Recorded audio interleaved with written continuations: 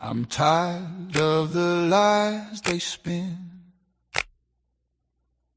They're feeding us poison, where do I begin? Every headline feels like a sin. Oh, it's a game we're stuck in, can't win. Barack signed the papers, gave them the key. NDAA took our truth, can't you see? Smith mind shadow, it's haunting me. Propaganda flows like a dark raging sea. They twist the words, make us blind. Realities are lost in their cruel grind. Who's telling the truth? Man, it's hard to find. In this media maze, we're all confined. We're rising up, can't take no more. Truth on our lips, it's time to roar. No more shadows, we'll break free. With every heartbeat, we'll make them see. Together we'll stand united and bold. No more lies, let the story be told. In this fight for truth, we'll find our way. We'll light the dark, bring a brand new day.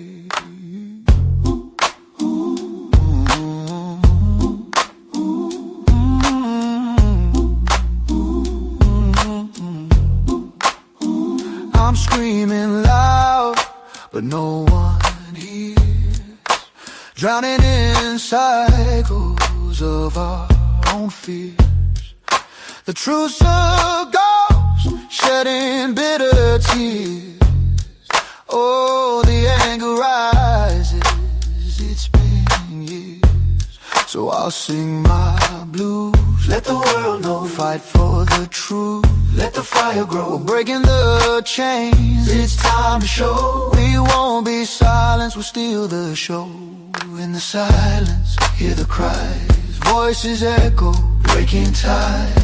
Every tear, a story untold. In the ashes, we rise bold. No more whispers, we shout loud. Together strong, we're a fierce crowd. With every step, we take the stand, fighting for truth. Hand in hand, let the walls shake, let the truth ring. We'll write the lyrics, let freedom sing. From the shadows, we'll break away. In this moment, we'll seize the day. We're rising up, can't take no more. Truth on our lips, it's time to roar. No more shadows, we'll break free. With every heartbeat, we'll make them see. Together we'll stand, united and bold. No more lies, let the story be told. In this fight for truth, we'll find our way. We'll light the dark, bring a brand new day.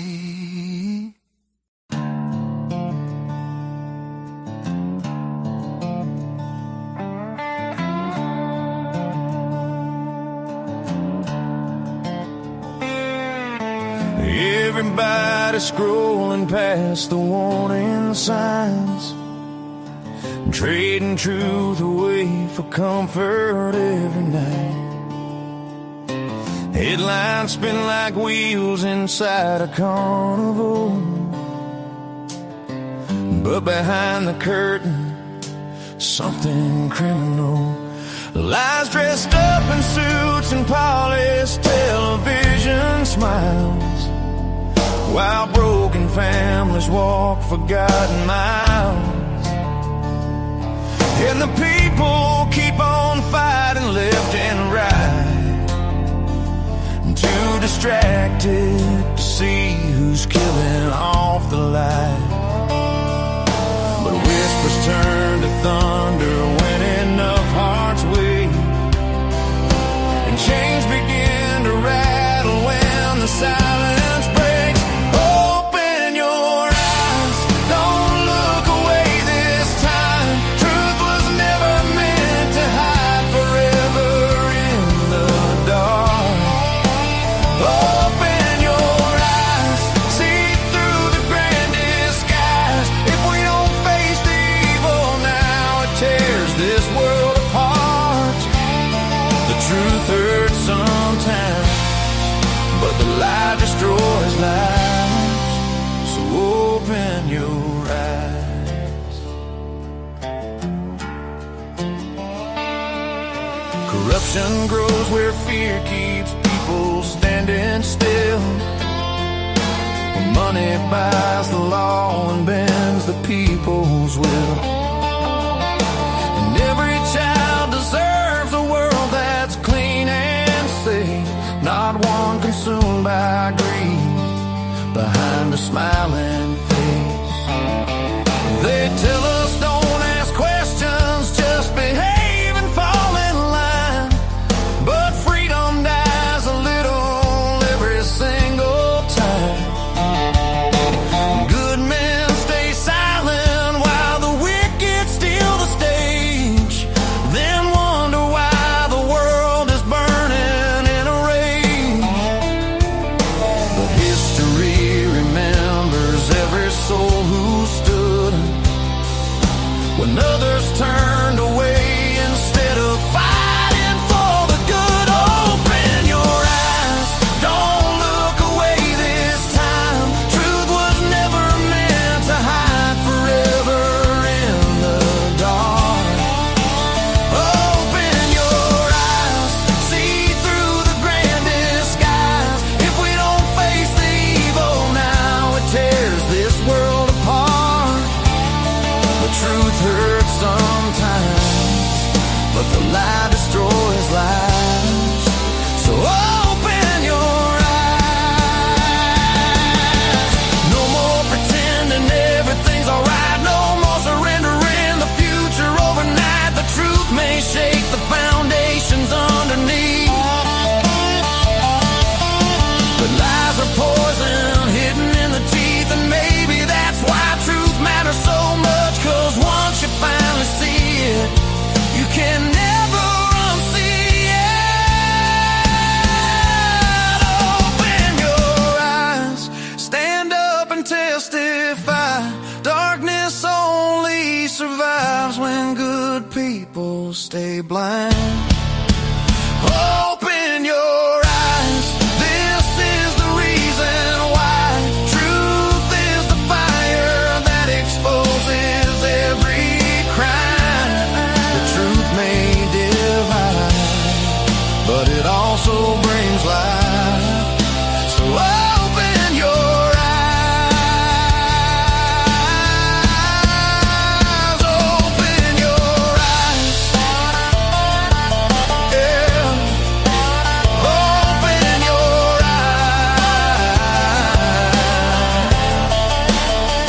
before there's nothing left to say.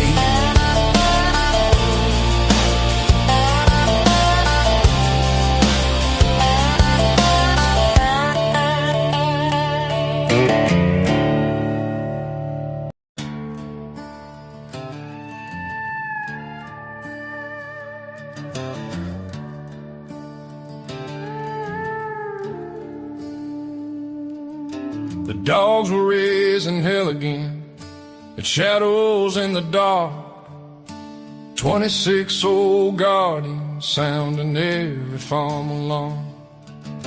The fire danced beside the camper, throwing sparks into the night, while the moon hung over Hawks Farm like a lantern in the sky.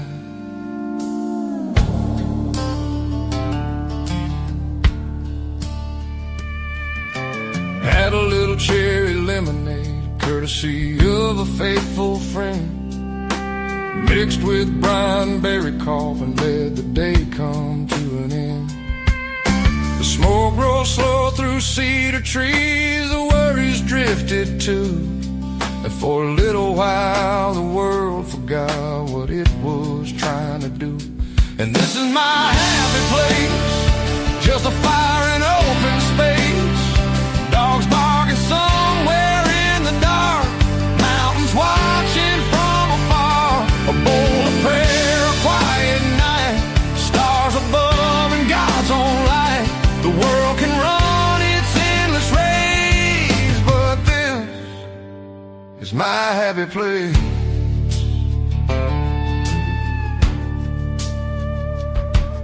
Every scar I've ever carried, every burden, every loss, seems a little lighter sitting beside those embers and that cross. The Shepherds keep their vigil like they've done 1,000 nights. And somehow all that barking just reminds me life's alright. Yeah, this is my happy place, just a fire in open space. Dogs barking somewhere in the dark, mountains watching from afar. A bowl of prayer, a quiet night, stars above and God's own light. The world can run its endless race, but this is my happy place.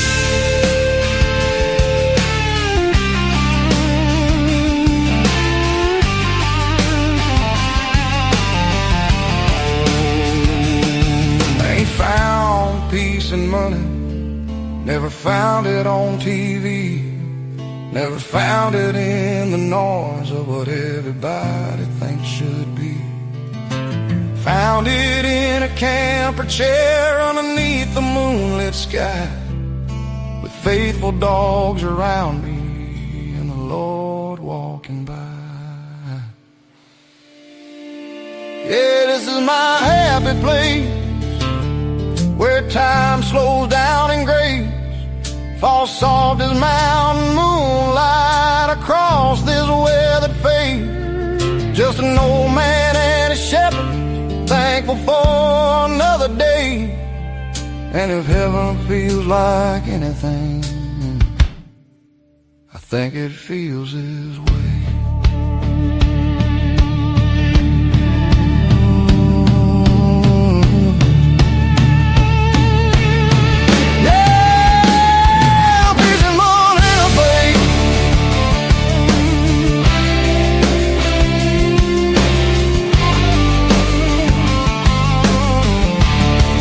If heaven feels like anything, I think it feels this way.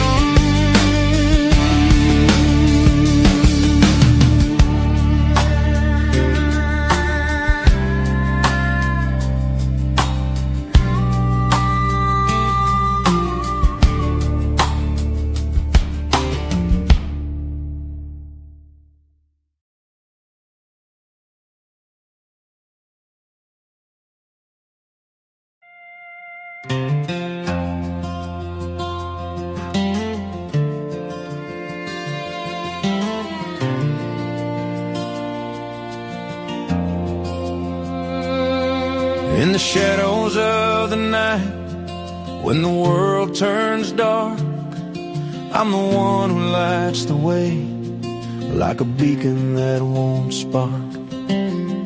Through the storms of life, I hold you tight, believing in you until the very end of sight. In every tear, in every laugh, I'm there to catch you. Through the pain, through the joy, I'm right by your side without a doubt. I see you, more than just a shadow in the light. Open your heart's door and let love start to ignite. I see you standing tall, even when you fall. And I see you rising up, stronger than before, never small.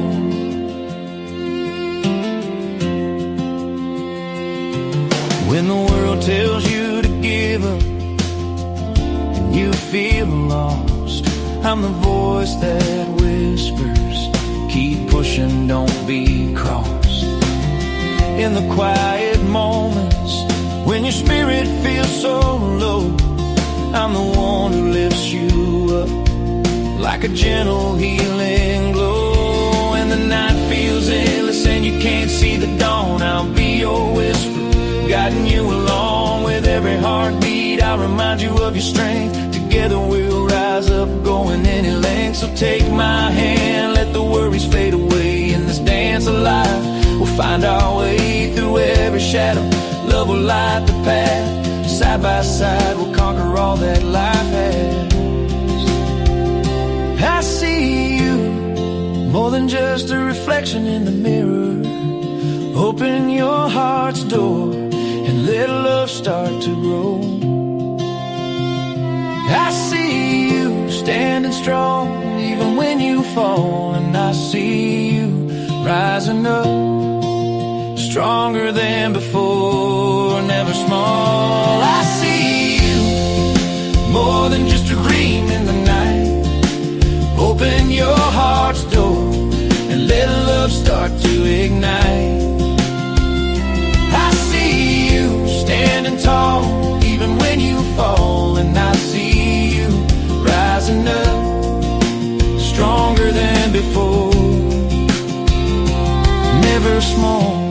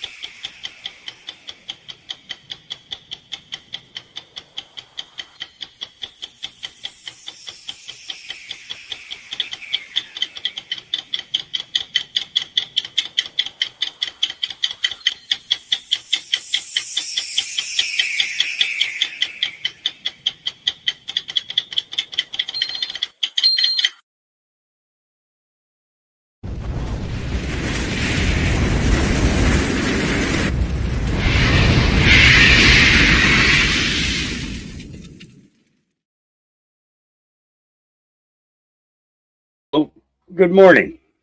I hope everybody's having a good day so far. It is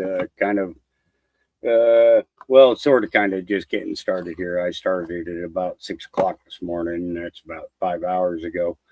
I got a bunch of work and stuff done so that I can spend a few hours with you guys. I'm shooting for 3 hours today. We'll see how well it does. We might have some interruptions, though. I've noticed that I've been getting this power glitch that's going on, and every once in a while the router is resetting itself. So I'm not exactly sure what's going on with that. But I want to jump right into some pretty basically what I'm going to do is I'm going to start off. I'm going to give you 10 examples that are commonly discussed because politicians were praised at the time, yet later faced the criticism that they or connected interested benefited more than the public. Okay. And this is the thing. Dealing with unions and things like that, let me tell you, okay, these politicians get such kickbacks and everything else. Maybe you work in the industry that is about to get some kind of a benefit, okay? But you got to ask yourself, why would a politician jump in to support something that's unionized? Well, it boils down to one thing: money. How much money flows into his coffers? How many benefits do family members get because of the connection that you have in Washington, D.C.? Okay. And I'm going to hit both sides, because this isn't a left or a right thing. Okay. It's 90% of them. 90% of them. Q told us that if the truth comes out about every single one of them, that over 90% of them would be in prison, and 90% of the population would end up in a hospital bed because they couldn't handle the truth coming at them that way. Okay. That's one of the reasons why we're here. Okay. We already know about the embezzlement. We know about the kickbacks. We know about the massive corruption. Okay. That's been going on. We know. We've been talking about it for going on 8 years now. We've gone through 28 channels, okay? Not counting the ones previous to Hawk's mustard seeds becoming Hawk's mustard seeds, okay? We've been talking about it for years and years and years, and showing proof and receipts of the kickbacks that these people are getting. Okay, time and time and time again, we have proven it. So I'm not going to go through all this proof shit. I'm just going to throw a bunch of stuff at you that, you know. So let's go with this. Okay, let's start off with William Tweed. Okay, public view. Okay, what we saw was they were building New York City's infrastructure and helping immigrants. What emerged? Massive corruption, kickbacks, embezzlement through public contracts. Lesson: public works can become vehicles for personal enrichment. Yep, 100%. Right? It can happen. All right. Then let's go Huey Long. Okay. Now let's look at it in the public view. All right. We always want to start with the public view. Okay. Champion of the poor, roads, schools, hospitals, venture capital. Okay. That's what Huey Long was known for. Okay. What emerged? Well, he built a super big, powerful kind of patronage machine that concentrated political power around himself. Okay. And then the people who were supporting him. And I'm not talking about we the people. I'm talking about those in that close knit circles. Okay, and you know what circles we're talking about here. Okay, what is the lesson that we got from Huey Long? Well, it's popular reforms can coexist with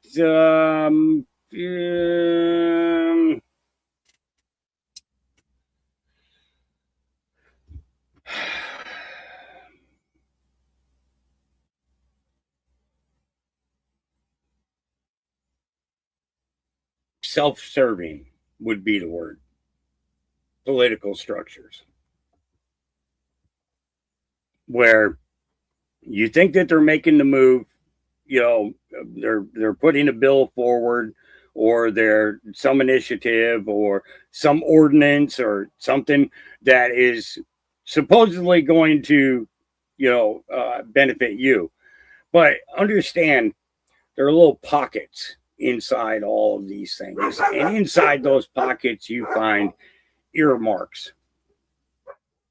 You find additional legislation that's just doesn't become public knowledge. You see immediate gain of wealth by these individuals and notoriety. And you begin to question whether you should have been supporting them at all.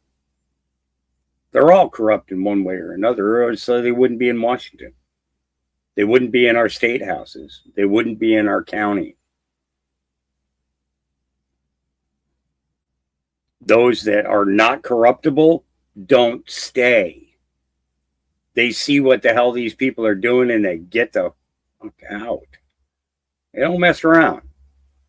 They don't mess around, you know. But let's go ahead. Let's keep moving along. Okay. Then we got Richard Nixon.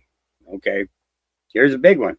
All right. He's a Republican. See, I told you I'm going after both sides. I'm going after both sides. I'm not going to stick to just one side. We're going to have kind of like an even number of Democrats and Republicans. Okay. Then we got Richard Nixon. So Nixon was oh boy, it's law and order leadership. Okay. And he had a lot of foreign policy successes, you know, from what we saw publicly, right? But what emerged? Okay. A crooked Watergate scandal. Okay. Which I believe has, you know, kind of, well, we know that certain three-letter agencies, you know, that involve themselves in the political theater.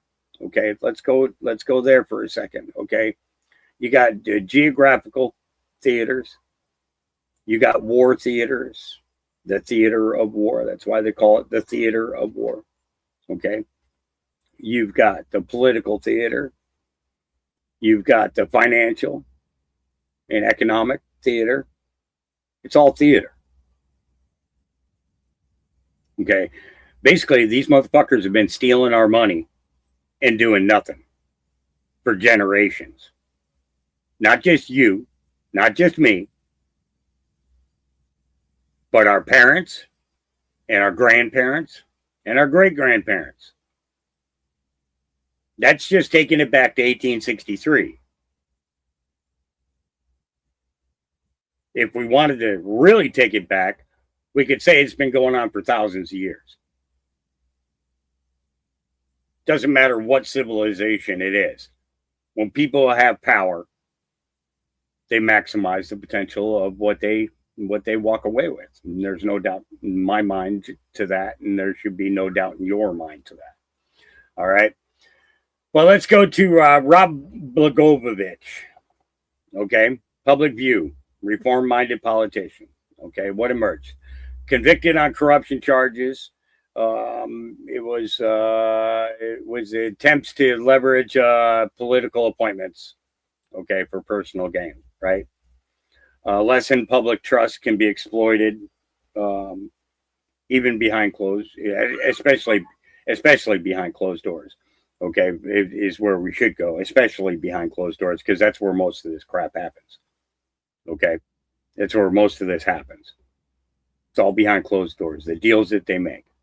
Okay, and the thing is it boils down to well, what's the point of this? What's the point of that? What's the point of this? What's the point of that? Right? And we just kind of we kind of work with it. We try to try and understand culpability, capabilities, and and then it's always the choosing of the lesser of two evils. Okay, but Blagojevich has turned around and he's put out a lot of very interesting information over the last couple of years, even before he went to prison and afterwards, involving the corruption, not only in the state houses, but also in the federal government. And if you don't know about that, I suggest you start looking into it. Okay, because it's coming to a point now where we are not going to take anybody's bullshit. Okay, we post something up and we post it up for a reason. There's a reason that you notice I don't post much on Facebook. I don't post much on there. Very, very little do I post on Facebook. I do the podcast on there because that's where there's a lot of people that I know that tune in and watch. Okay. And then I've got, and then but X, I post quite a bit. Quite a bit. True Social, I barely go on at all, and YouTube, I podcast too, and then I pop over and visit other people's podcasts as well, but the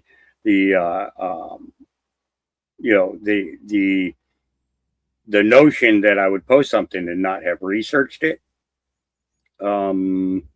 yeah, you might want to be a little bit careful about that. Because when things start coming out in regards to these individuals and you find out that you're wrong, I'm sorry, it's not going to fucking be good enough. It's really not.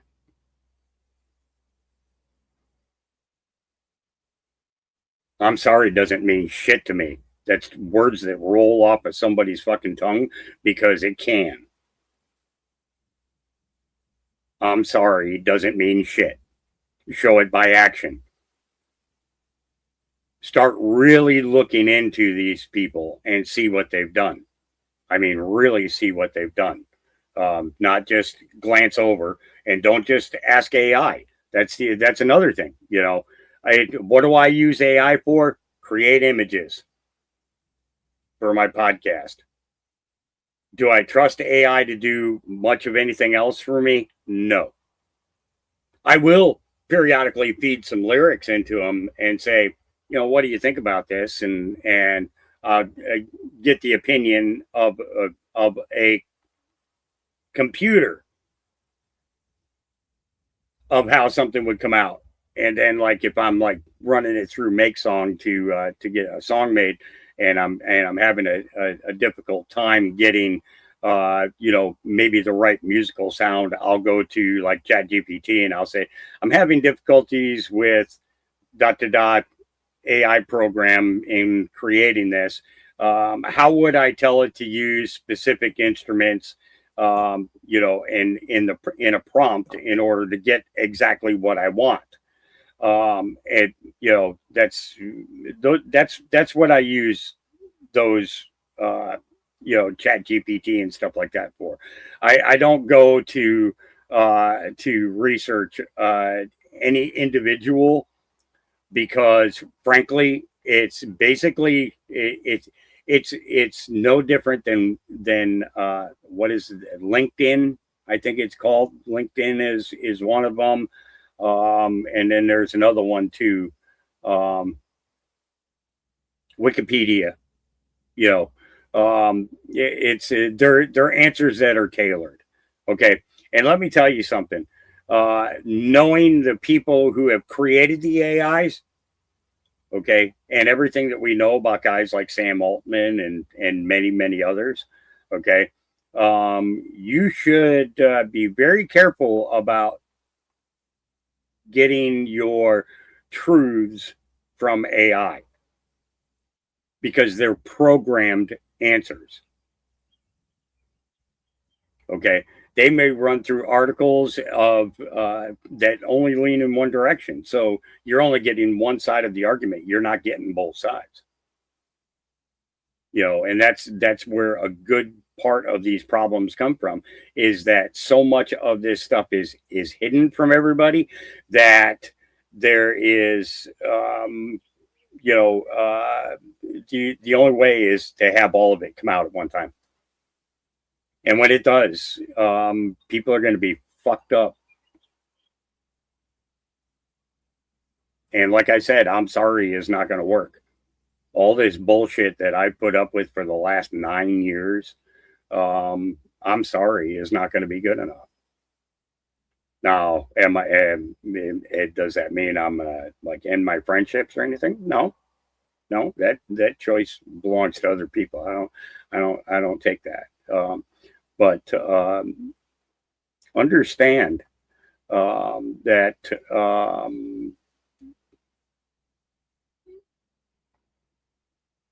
I'm not who you think I am.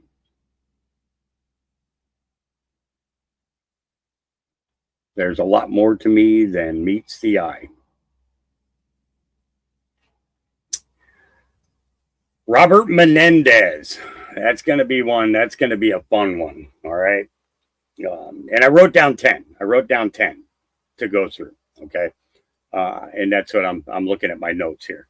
So, all right. Public view. Robert Menendez, longtime advocate on foreign policy and domestic issues. Okay. What emerged in 2024? He got convicted on federal corruption charges.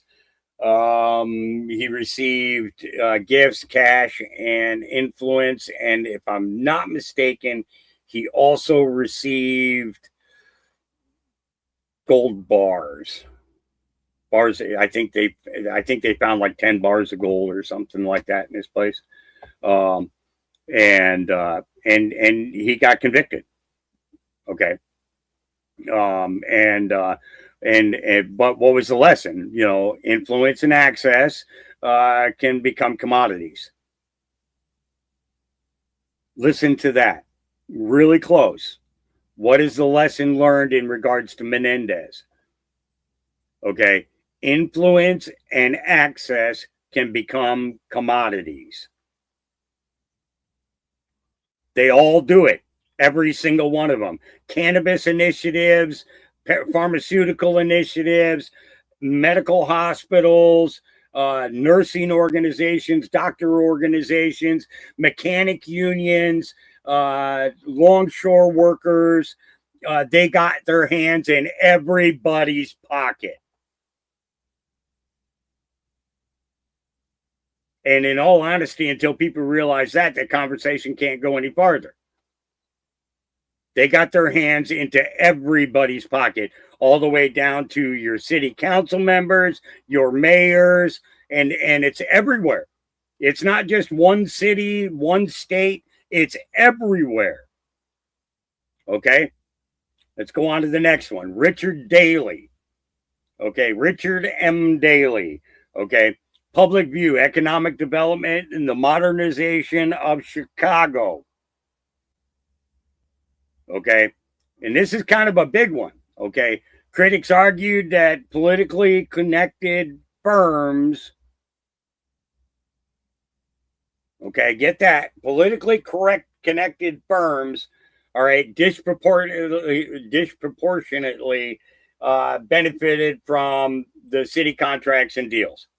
Okay, that's your sidewalks, your trash removal, your water departments, your power and grid facilities, everything all the way down the line, every single level.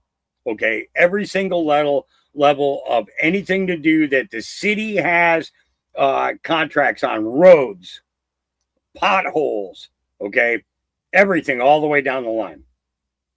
Okay, it's a development favors the insiders. Development projects can and generally do favor insiders. Okay, let's go on to the next one I got. Chris Collins. Okay, Chris Collins. Public View. He was a business friendly legislator. Okay, had a lot to do with helping a lot of startup companies really get going. Okay, especially in the biotechnology industry. Okay, what emerged from this? Well, he got convicted on insider trading. Okay, related to biotechnology companies. Okay, what was the lesson learned? Now, some people got the lesson, some people don't. And when I say the lessons is what should we have learned from that situation?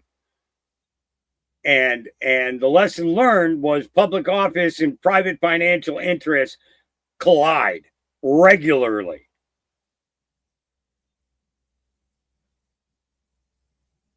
These guys are making bank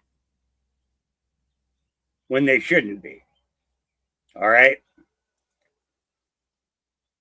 Let's go into a couple of interesting ones. Duke Cunningham. He's a decorated war hero and a congressman. Okay. What emerged? He got convicted for accepting bribes from defense contractors. All right. Lesson. What's the lesson in this one? Well, government spending creates opportunities for corruption when oversight fails.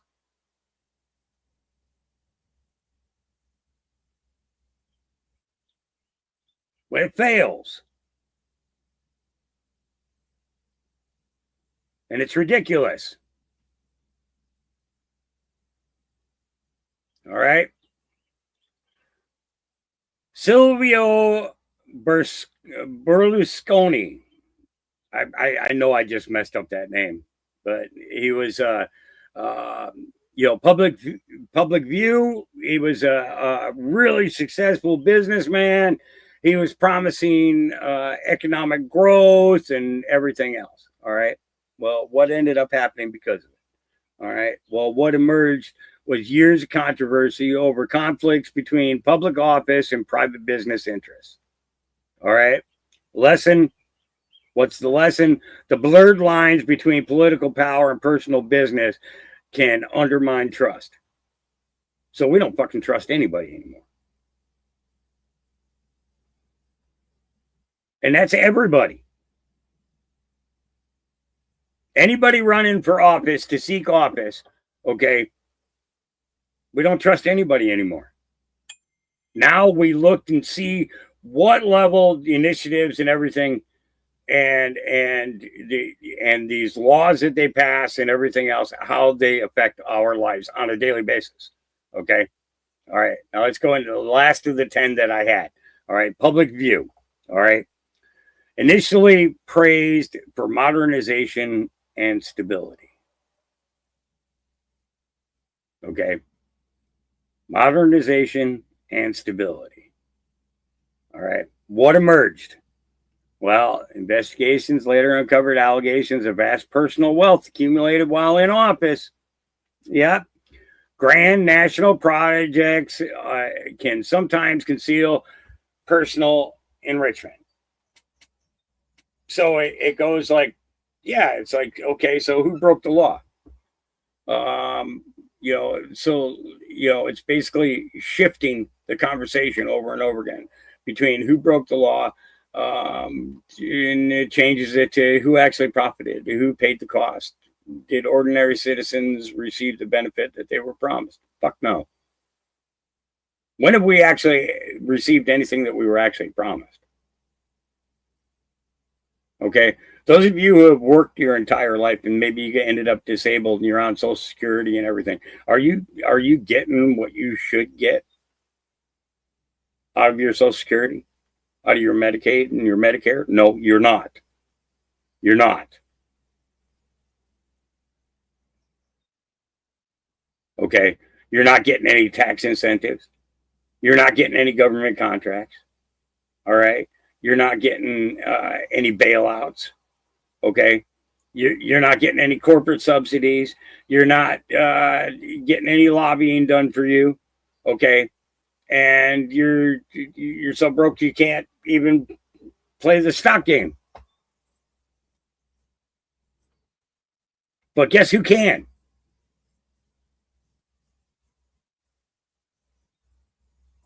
Guess who can?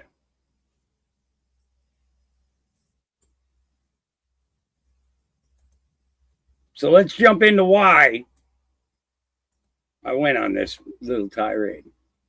We'll start with this 46-second clip right here. Scott Bissett said it straight out. Said it straight out. And by the way, guys, I haven't seen your chat like this whole time. So if anybody's if anybody's asking any questions or saying anything, I'm just I wasn't I was looking at my notes. So when I got that on, I can't see. But it was, it took me, it was after I made my post on Facebook in regards to this right here. Okay. And this is in today's congressional hearings. Okay. In a hearing today, this is being said on the floor of the House. Okay. Mr. Chairman? Yes. Let's be clear here. Nobody is interested in the ramblings of a capo in the most corrupt regime in American history. We want to get some facts about this deal. That's what we're here for. Thank you. Well, thank you. And I will ask my questions first today. And we would like to hear what Adam Wyden and Jeffrey Epstein talked about. Your son's largest investment position was Rick's Cabaret. So did your son and Jeffrey Epstein talk about pole dancing as he begged him for money using your limited credibility? Should I just proceed? I'm going to proceed with my question. Yeah. Should we just proceed because fucking Wyden doesn't want it out? Okay.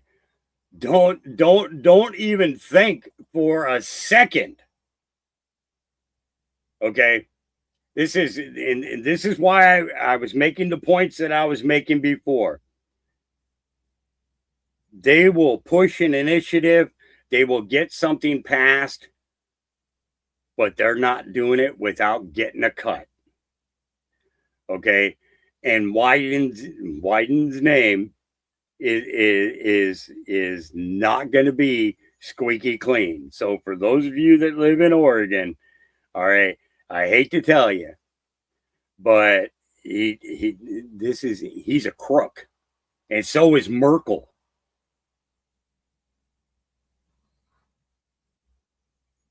Many others. Many, many others. They're crooks. You know, to give something to pacify the people and get them so happy about it, okay, while they're making bank off your back. And this isn't just a Democrat thing. This is a Republican thing too. Let's be clear about that. This isn't about left and right. They're all fucking crooks. Do your 4 years of service to your country in the Senate or into Congress and then get the fuck out of office and let somebody else go in there. Because people like this dictating policy in this state is one of the reasons that why right now we are fighting against Prop 8, 28 or 21. Well, I don't even know what the fucking prop is anymore. Because people are like, they're trying to stop you from being able to hunt and fish. And if you're a farmer, you can't kill your own animals. You can't slaughter your own animals for market, for commercial. These people are fucking sick. They're sick. Every one of them. You can defend them all you want. Tell me how they've done such wonderful things, okay? And I could turn around and show you 100 things that they did that you didn't even know about. Because when we dive in on them, we dive in on them. We don't fuck around. We learn everything about them. Learn all their dirty secrets. The truth will come out. The truth will come out. And every single one of them, just like what happened in 2020, what happened in 2015, in 2016, and then what happened in 2017 and 2018. Don't think that we forgot. Don't think that we didn't see. TDS is a real thing. Okay? I know people who suffer from TDS. And there was actually a clip here.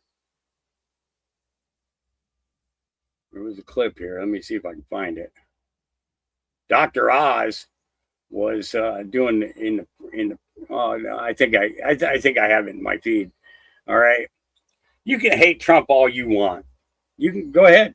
I don't care. You go ahead and hate Trump all you want. But I'll tell you what, that man has done more for this country in the limited time that he has had to be able to do things than any of these fucking presidents. Any of them. Any of them.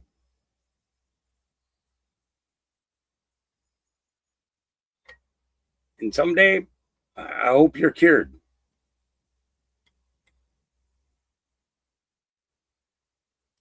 Reverend Jordan Wells says, this is disgusting. What we're watching in California is election corruption in plain sight. NBC just admitted it. They'll need a flood of ballots coming in the wee hours of the morning to lift both Dems above Republican Steve Hilton. While Florida and Texas had had clear results on election night, California drags it out with mysterious late night ballot dumps. This isn't democracy. This is how corrupt one-party state cheats to stay in power. Enough. If Republicans like John Thune actually fought back and demanded real election integrity reforms, paper ballots, same-day counting, voter ID, no more hidden mail-ins, we could stop this. Californians deserve better. Steve Hilton is fighting for real change. You know, it's let's take a listen. We do have some of that, as we said, some of that early vote is now in Los Angeles.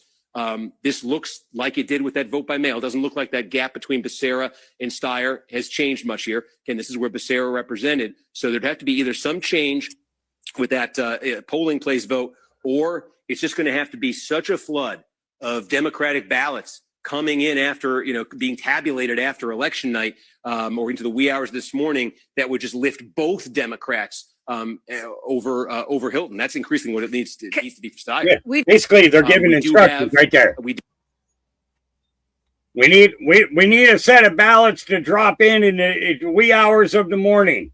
Yeah. Bunch of cheating motherfuckers. Facts. That's straight from fucking NBC. All right, let's keep moving. Katie Hopkins. I just wanted to say a few words, really, without any hopping or skipping. Firstly, just to the people who showed up in Southampton yesterday evening at 6 o'clock to protest outside the police station. Thank you very much for taking the time and trouble to be there. Turning up matters. I apologise that I wasn't there, but you were, and what you did mattered to many, many people. I was on American news networks and showing them you guys at that protest.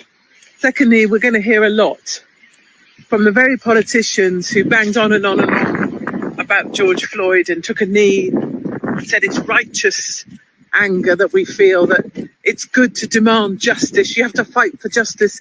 All those people on the left who made such a big deal about George Floyd and called it righteous and encouraged people to protest. Piers Morgan, the guy who was forcing lockdowns on everybody but celebrated his son being at the protest, for example. All those hypocrites now urging restraint when it's one of our own, and the protest is righteous. And I think really importantly as well is that there's just a side that's just good. There's a side that's just good people. There's good and evil. There's light and there's darkness.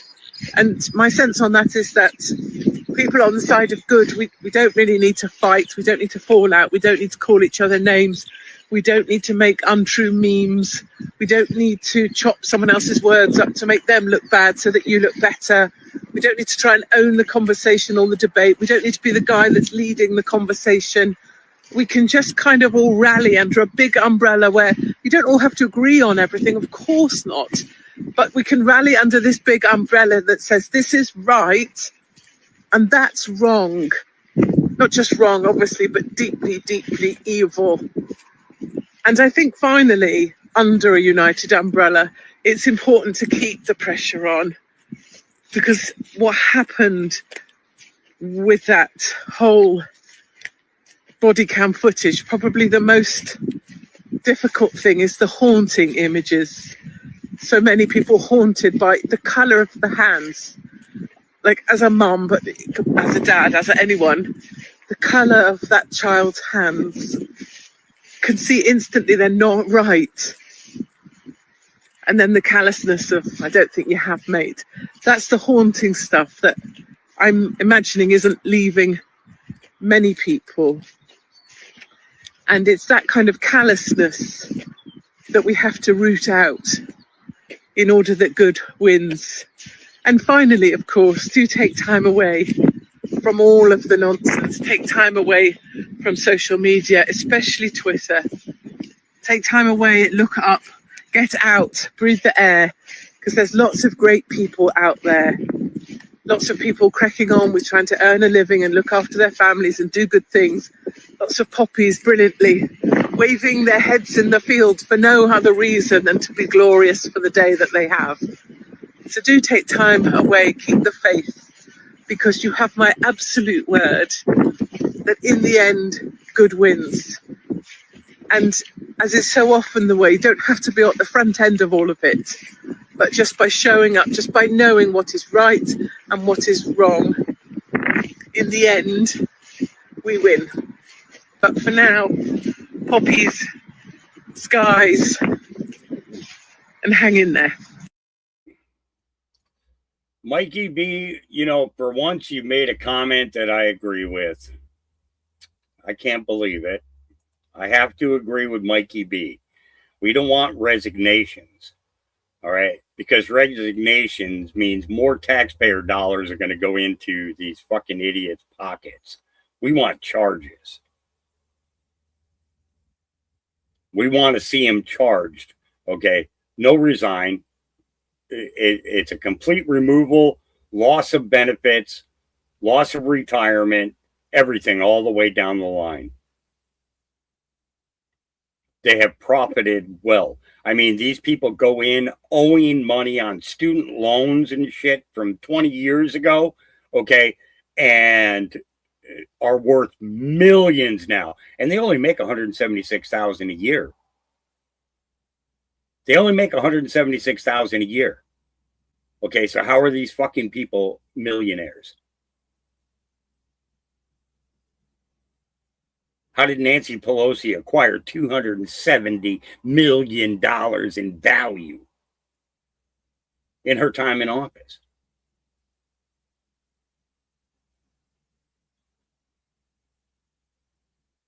There's a troll over there.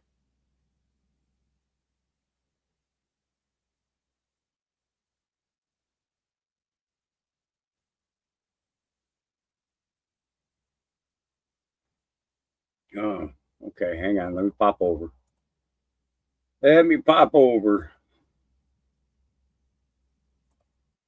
Let's pop over. They have profited. Oh, let's see.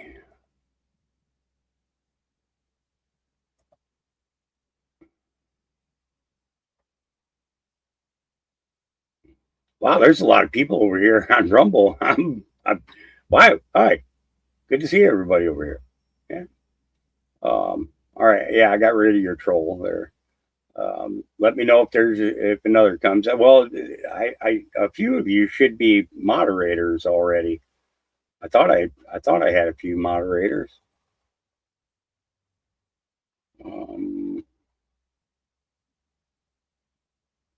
I guess you don't do it that. Oh, I think I got to put the name. I got to type the name in. Yeah, I'll go through here later and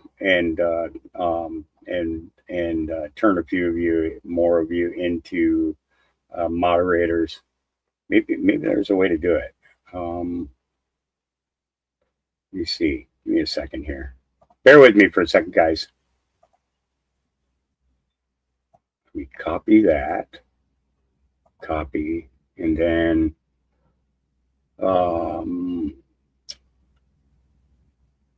see, go back a page, and then moderators, and paste. You may need to leave. Oh, I think I did that wrong. I think I did the @ sign. Yeah, I got to get rid of the @ sign, I think. Unable to find such a user. How come I can find her or him, or I don't know if it's a him or a her.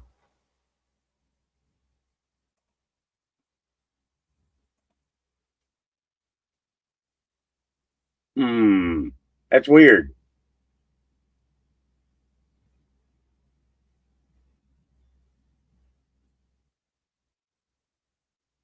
That's weird.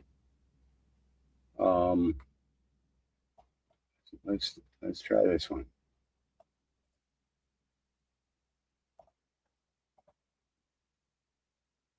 Let's try this one. Unable to find such a user. They're sitting in my friggin' chat right now.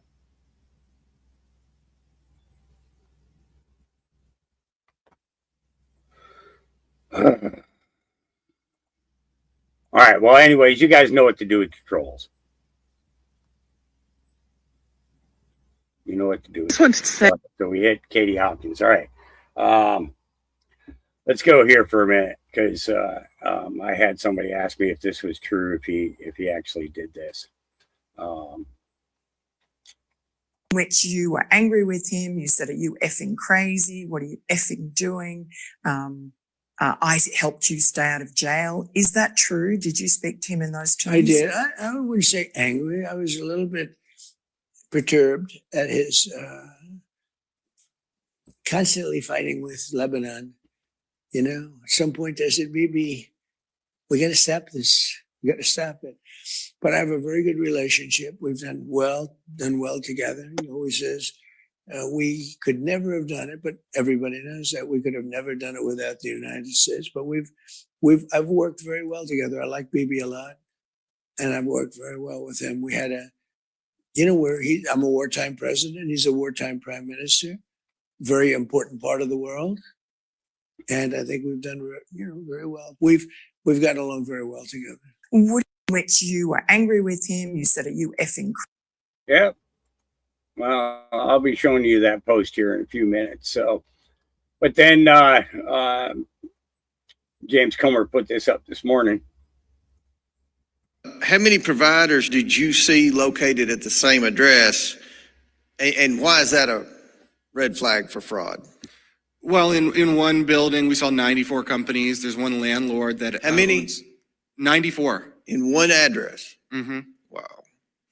You would think a state employee would catch that. I mean, that's part of the problem, in my opinion, Mr. Chairman, with Medicaid is it's overwhelmingly federal dollars, but it's administered by the states. So the states aren't as concerned because it's federal money. It's not their money. And that's a joke. And I'm glad we're doing something about it. I'm glad the Vice President's interested in it. This committee's interested in it. Mr. Rosiak, did you see any other signs of that services were not being provided, like abandoned office space? Yes, I saw an office space that was totally abandoned. I saw offices that had signs that said, "We've just stepped out to lunch," but it was clear that was an attempt to deceive because there was, for example, stacks of mail piled up at the door, sometimes postmarked months ago. You also reported companies with rapid and unusual growth. Should state oversight authorities have been alarmed by these trends? Yes. I mean, for example, there was a janitor who renamed her LLC to be Mental Health and started billing Medicaid $100,000 in the first month, later up to $650,000 in 1 month. And then she left the country. And so if you were to start a roofing business, it takes time to build clients. How do you get $100,000 in business the first month? That's something people could ask. Well, I really appreciate your investigative work. You are curious, and that's what a journalist is supposed to be. But unfortunately, a lot of the journalists today aren't curious when it comes to fraud and abuse of taxpayer dollars. So thank you for your great work. Yeah. It's interesting what you get when you spend some time either watching C-SPAN and actually spend some time actually watching what these people are doing, in the totality of office. I want to hit Promethean action because I want to make sure that I get this in case we end up getting cut off at all today.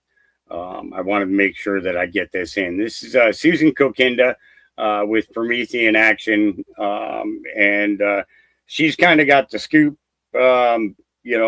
through years. We're talking researching since the 1970s what has been going on in this country, and this is one of the reasons why we have the opinion that we do have, is because we understand the triangle. We know about one side of the triangle being pulled down already.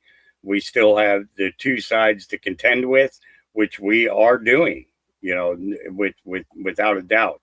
But people aren't looking at that. They're looking at everything that is 100% distraction instead of what is being accomplished, what is being called out, what is being put in front of their faces in regards to the level of corruption, both financial, political, everything, all the way down the line, even medical, same thing. There are so many things that we've learned about from both this young lady and her partner in this, Barbara Boyd, and then Jeff Stager, and a couple other people.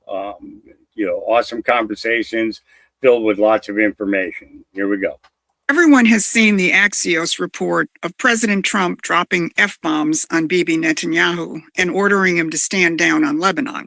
But here's what most of you haven't heard.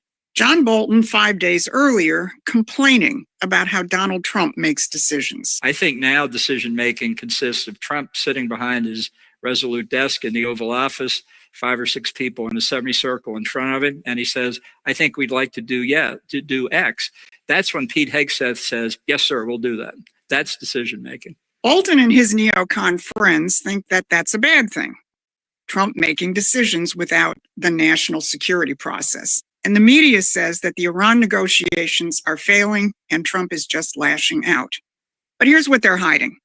Trump has redefined how a president acts and the principles upon which he acts. And they are not imperial principles. What they call failure is a president reasserting the power of the presidency for the United States, and the empire is not happy. I'm Susan Kokinda. I was on the ground in Washington in the 1970s and the 1980s, and I watched the slow subjugation of the American presidency to the British Empire. I watched the apparatus that manages American presidents get assembled. So if you want to see exactly how Donald Trump is disassembling it, hit those like, share, and subscribe buttons so we can stay in touch and build our audience. Here's what I'm going to cover today. First, the Trump-Bibi phone call, why John Bolton freaked out, and what the Bill Pulte nomination as head of DNI means in that context. Second, the American Strategic Doctrine, which Pete Hegseth just reasserted at a British-run conference in the Pacific. And third, the CFR confession, which admits that their Hobbesian philosophy of British geopolitics is over.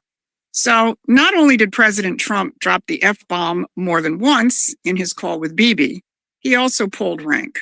According to the Axios administration source, Trump told Netanyahu, "You're effing crazy. You'd be in prison if it weren't for me. I'm saving your ass. Everybody hates you, and everybody hates Israel because of this." So set aside that this makes the crowd that keeps telling you Trump is Netanyahu's puppet look like the fools they are. Look at what the leak actually shows. Do you think Donald Trump took a poll of his advisors before he made that phone call to Netanyahu? He didn't. He decided, and then he acted. That is the power of the American presidency. When it's occupied by one individual who takes personal responsibility for protecting his nation and beyond, and then acts. And that is exactly what is not supposed to happen. Not in John Bolton's world, not in the world of the Anglo-American elite that spent 80 years building the apparatus to keep the president on a leash. And Bolton spells out what Trump has dismantled. He has all but dismantled the National Security Council decision-making structure, which, if it does anything, tries to provide presidents with the information they need to make a decision, gives them options, gives them cost-benefit analysis. The translation of that? The president is supposed to be handed his options by the permanent intelligence bureaucracy. And the model that Bolton reaches for, by name, is the Brent Scowcroft paradigm for running the National Security Council. And that is the very paradigm that gave us the endless rounds of Mideast wars that Donald Trump is in the process of ending. So Bolton's hope, which is shared by people like Mark Carney and the Chatham House crowd and all the Obama leftovers, is that the Trump era is just an interregnum, a blip. I think the party fundamentally remains a Reaganite or Reagan-Bush party on foreign policy. And I think when Trump leaves office, that will be clear. I think there's going to be a fight for the soul of the party, but I think the Reagan wing is going to win. Well, I think Trump is an aberration. Now, he calls it the Reagan wing, but his own reference to Scowcroft gives the game away. It's not Reagan, it's Bush. So if Bolton thought that Trump's decision-making was an aberration, I'm not sure what word he's going to use for what has come next. The appointment of Housing Administrator Bill Pulte as the new acting director of national intelligence. The entire national security establishment and intelligence community and their press outlets are going bananas. The British press warned that Americans will be less safe. And the Washington Post editorialized that this was a terrible choice. Now, the Democrats put their own hysterical spin on it, warning that Pulte is going to help Trump steal the midterm elections. And John Thune and his posse of Senate Republicans weren't much better, warning that Pulte is going to weaponize national intelligence. That is a pretty high degree of uniparty panic, and it's justified because Vice President J.D. Vance told us exactly why. He said, Bill's a great guy who recognizes that the bureaucracy of the intel community must respond to the elected leadership rather than the other way around. He'll do great. So, yeah, let that sink in. For 80 years, the arrangement was simple. The permanent intelligence apparatus managed the elected president. So Donald Trump just put his own loyalist at the top of that process. So when Bolton complains about officials saying, yes, sir, we'll do that, that's not dysfunction. That's a republic taking its government back from the empire's caretakers. If you want to be on the inside of this fight, subscribe to Promethean Action's free newsletter. We cover the fight from the standpoint of the real war, the war of empire versus sovereign nations. The link is in the description. Now, remember the yes man that Bolton named in his complaint, Pete Hegseth. Well, here's what the Secretary of War was doing while the establishment melted down. Last weekend, Hegseth attended his second Shangri-La dialogue, the premier defense summit in Asia. Now, this summit is run by the International Institute for Strategic Studies, which is itself a spinoff of Chatham House, the empire's flagship think tank. It's supposed to be the stage where the rules-based order crowd works the room around the China threat. But the sponsors did not get the speech they wanted. Their public complaint, Hegseth never mentioned Taiwan. The press framed it as weakness toward China. But the silence on Taiwan wasn't the story. The substance was. Because Hegseth stood on the empire's own stage and tore up its foundations. First, he described what America's new strategic doctrine is not. The national defense strategy makes clear that the old toothless, utopian, and globalist course of foreign policy was headed for a disaster. We let ourselves get distracted by empty globalist rhetoric about the rules-based international order, while European capitals threw open their borders and hollowed out their militaries. That's Hegseth doing to an Asian defense summit what J.D. Vance did to Munich last year and what Howard Lutnick did to Davos in January. Then he laid out what replaces it: strength, not confrontation. We do not approach this challenge with needless confrontation, but with a posture of measured and deliberate strength. Our focus is strong, quiet, and clear. Our interests in the Pacific are significant, but they are also scoped and reasonable, defined by a favorable balance of power in which sovereignty is respected, commerce flows freely, and nations retain the freedom to make their own choices. Think about that.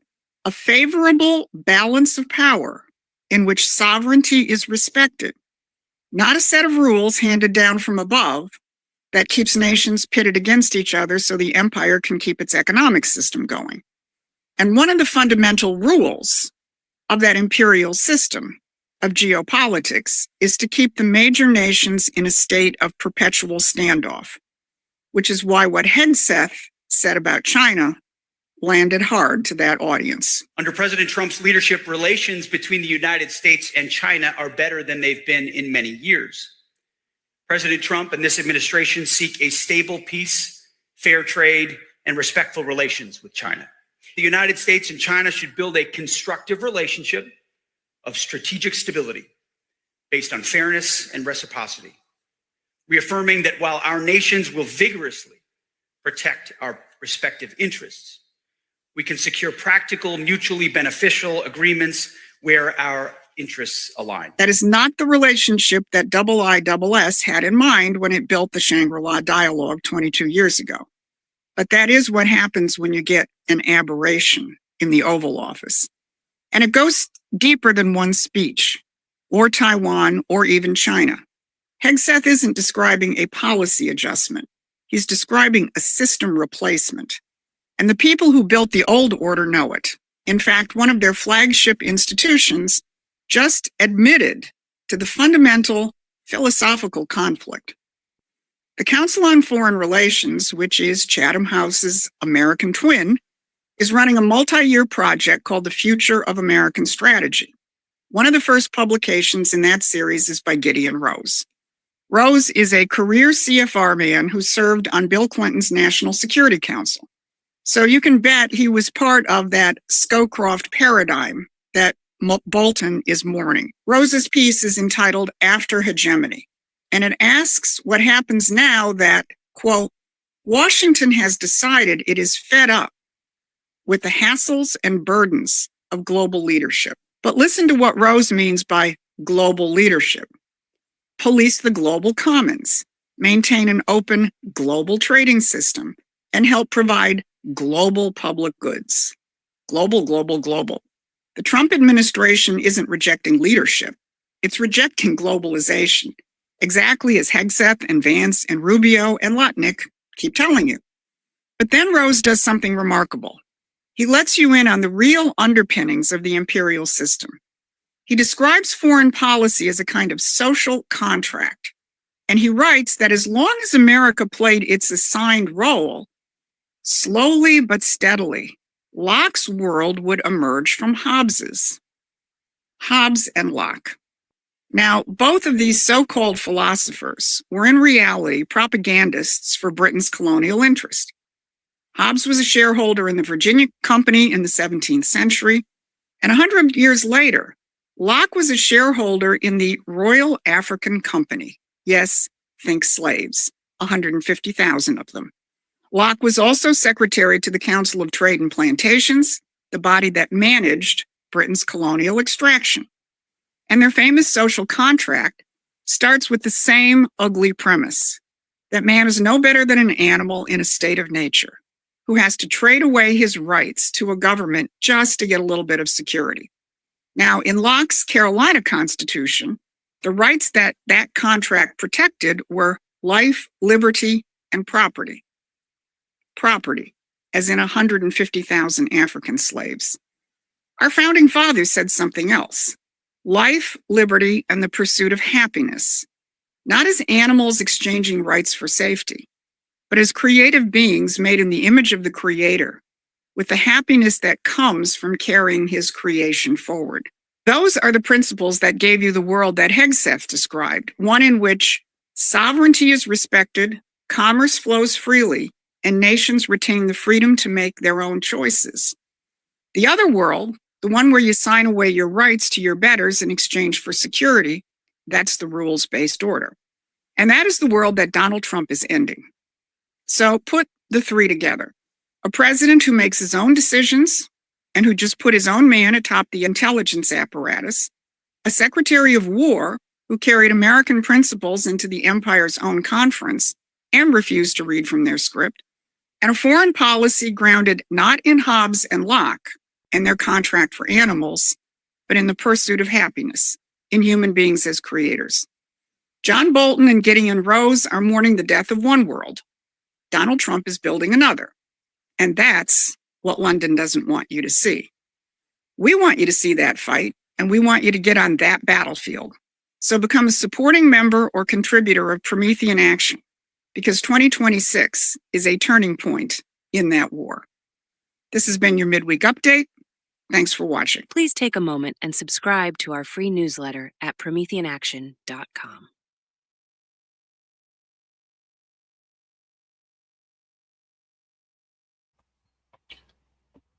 These ladies do their homework. They do their research, and they're not, they're not playing games. Corrupt regime in American history. We want to get some facts about this deal. That's what we're here for.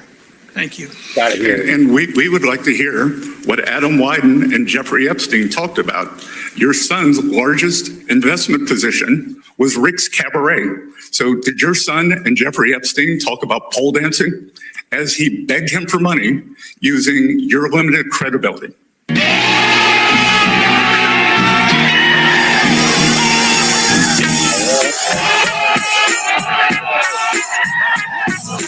Telling you, it's all going to come out in the wash, and people aren't gonna like it. But it's both sides. It's both sides. That's why I did that song. Okay, two wings of the same bird. You think I was just talking about Democrats then? Nope. I'm telling you, it's all going to come out. And this is the thing is, how do you introduce evidence? We were told to watch for this. We were told to watch for these things. We were told to watch for them. Yeah. So, but let's go ahead. Let's hop into the feed.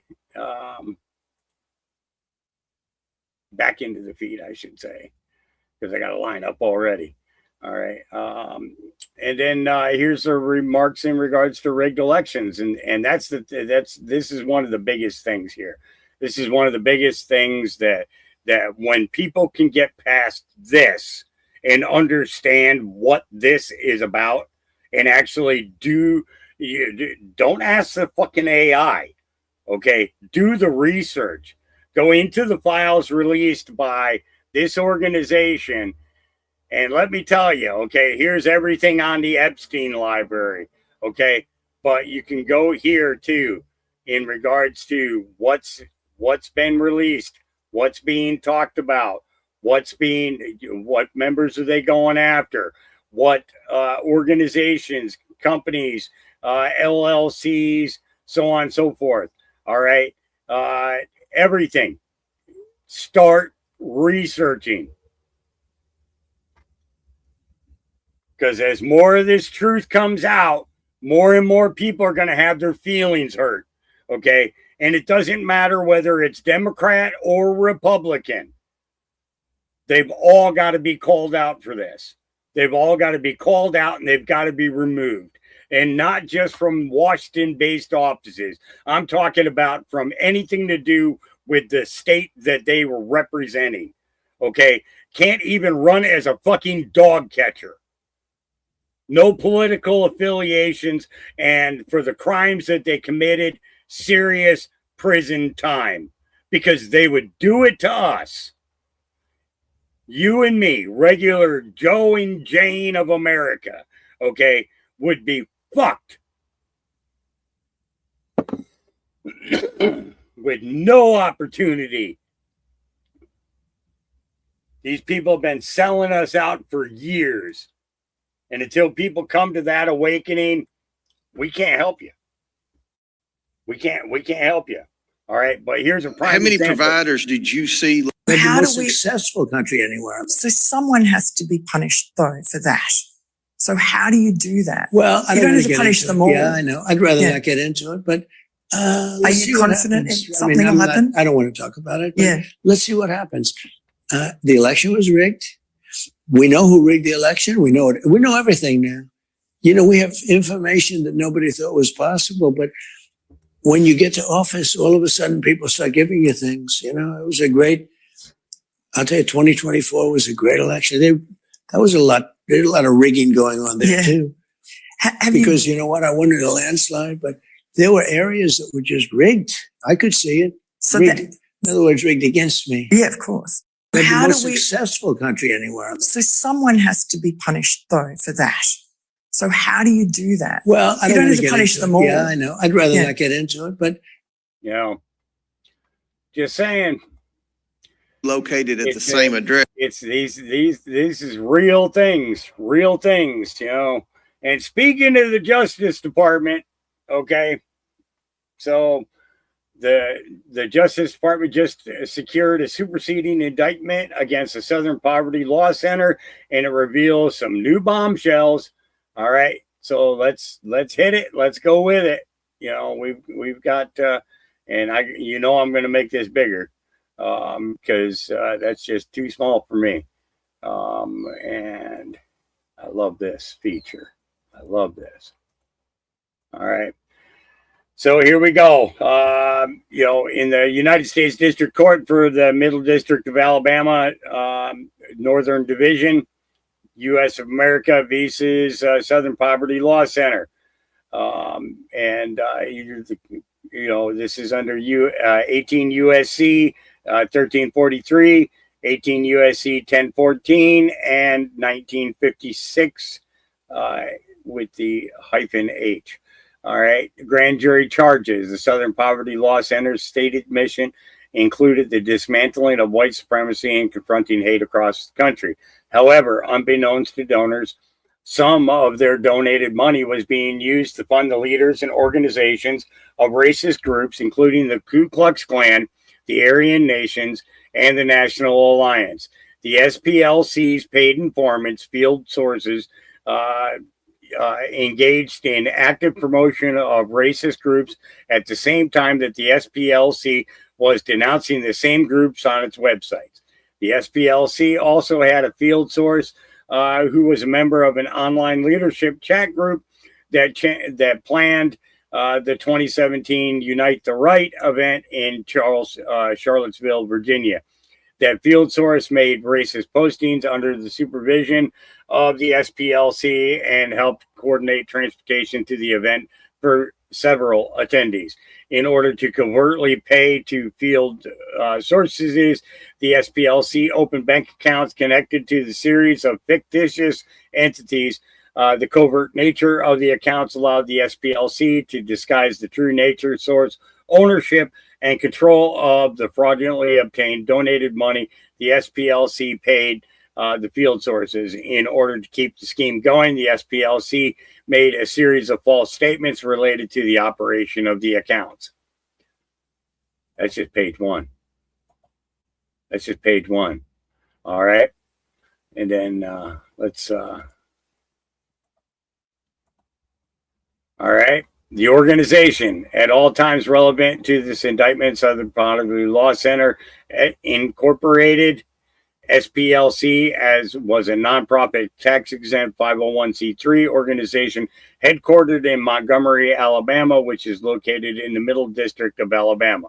According to its website, the SPLC is a catalyst for racial justice in the South and beyond, working in partnership with communities to dismantle white supremacy, strengthen intersectional movements, and advance the human rights of all people. To carry out this mission, the SPLC actively solicited public and corporate donations, as the SPLC explained on its website. Okay, now it's with your help, we're standing up for the most vulnerable people in society, those who have no other champion. We're exposing hate and injustice, fighting discrimination, and providing award-winning anti-bias material free of charge to schools across America. We never take legal fees from our clients, and we accept no government funding. Rather, we rely on the compassion and generosity of people like you. Okay, well, the thing is that they do get government money as well. So we're not going to go through this whole thing because it's 18 pages long, but it is all there.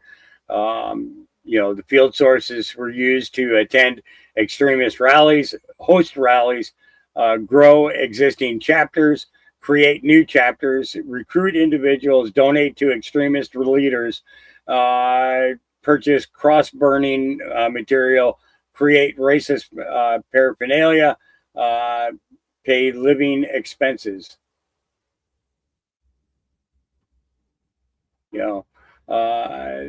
Paid over $1.2 million in F9, who was in a romantic relationship with the SPLC employee. Yeah. And they raised money for the National Alliance. 70,000 to F-30.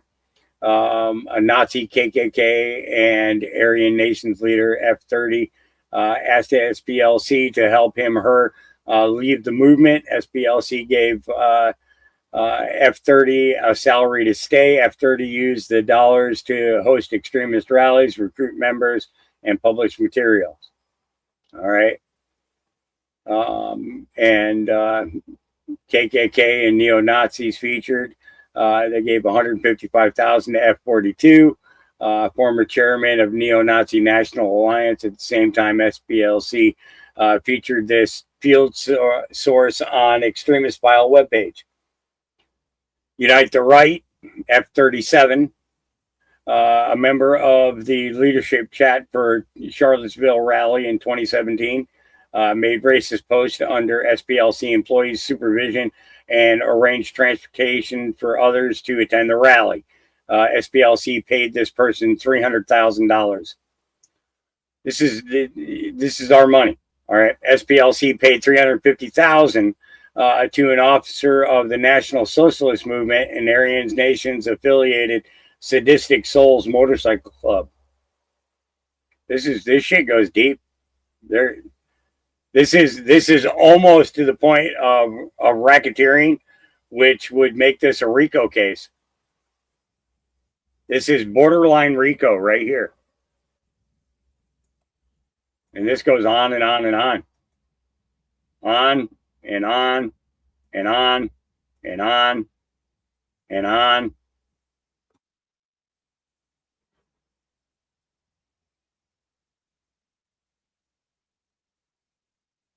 It's crazy. Yeah.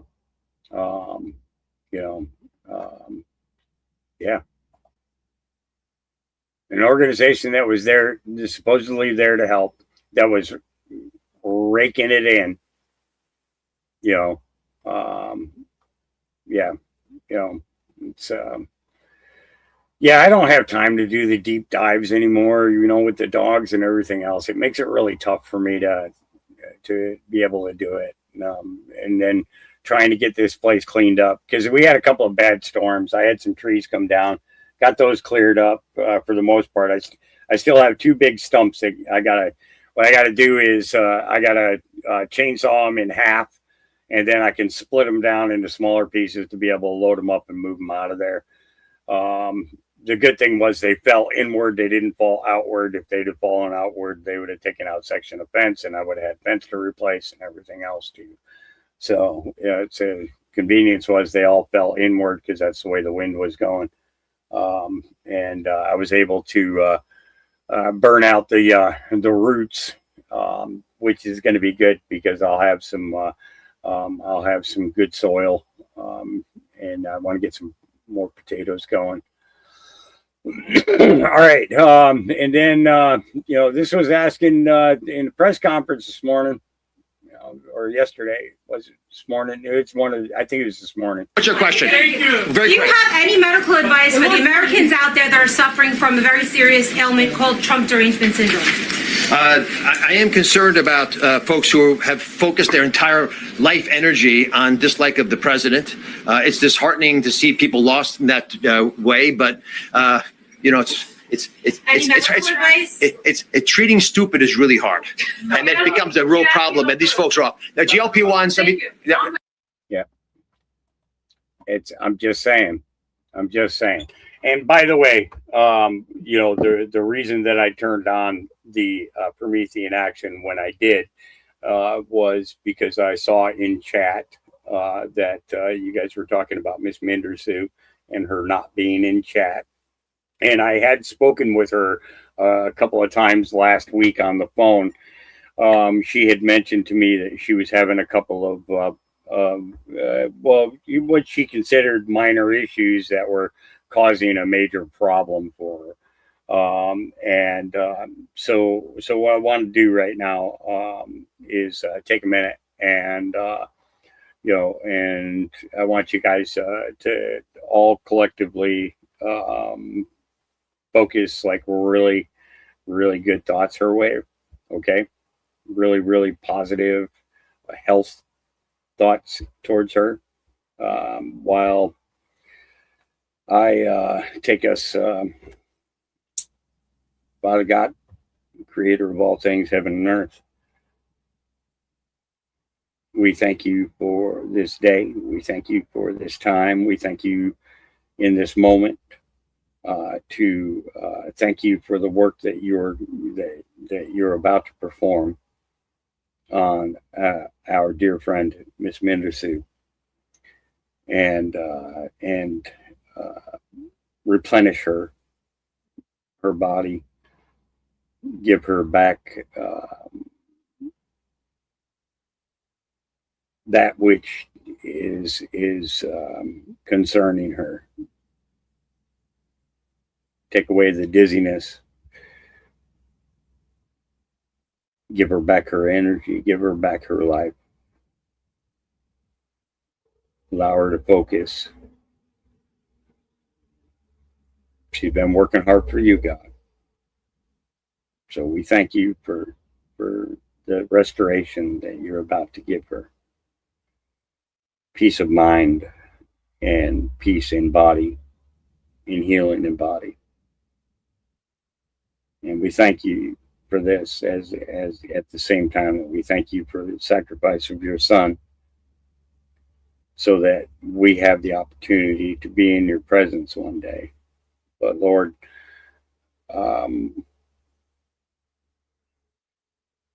not today. Not today. Let it be so. Let it be so. Your will be done. Yeah. So, but she'll probably be in the chat a little bit later as we continue on in our day. I spoke with Ren today to check on her, see how she's doing, and she's resting right now. So, and she was still asleep, so we're going to let her sleep. And when she's ready to join us, she will. Yeah. If I'm not here, then somebody else will be alive and she'll jump in there. So, all right. Tim Burchett, here we go.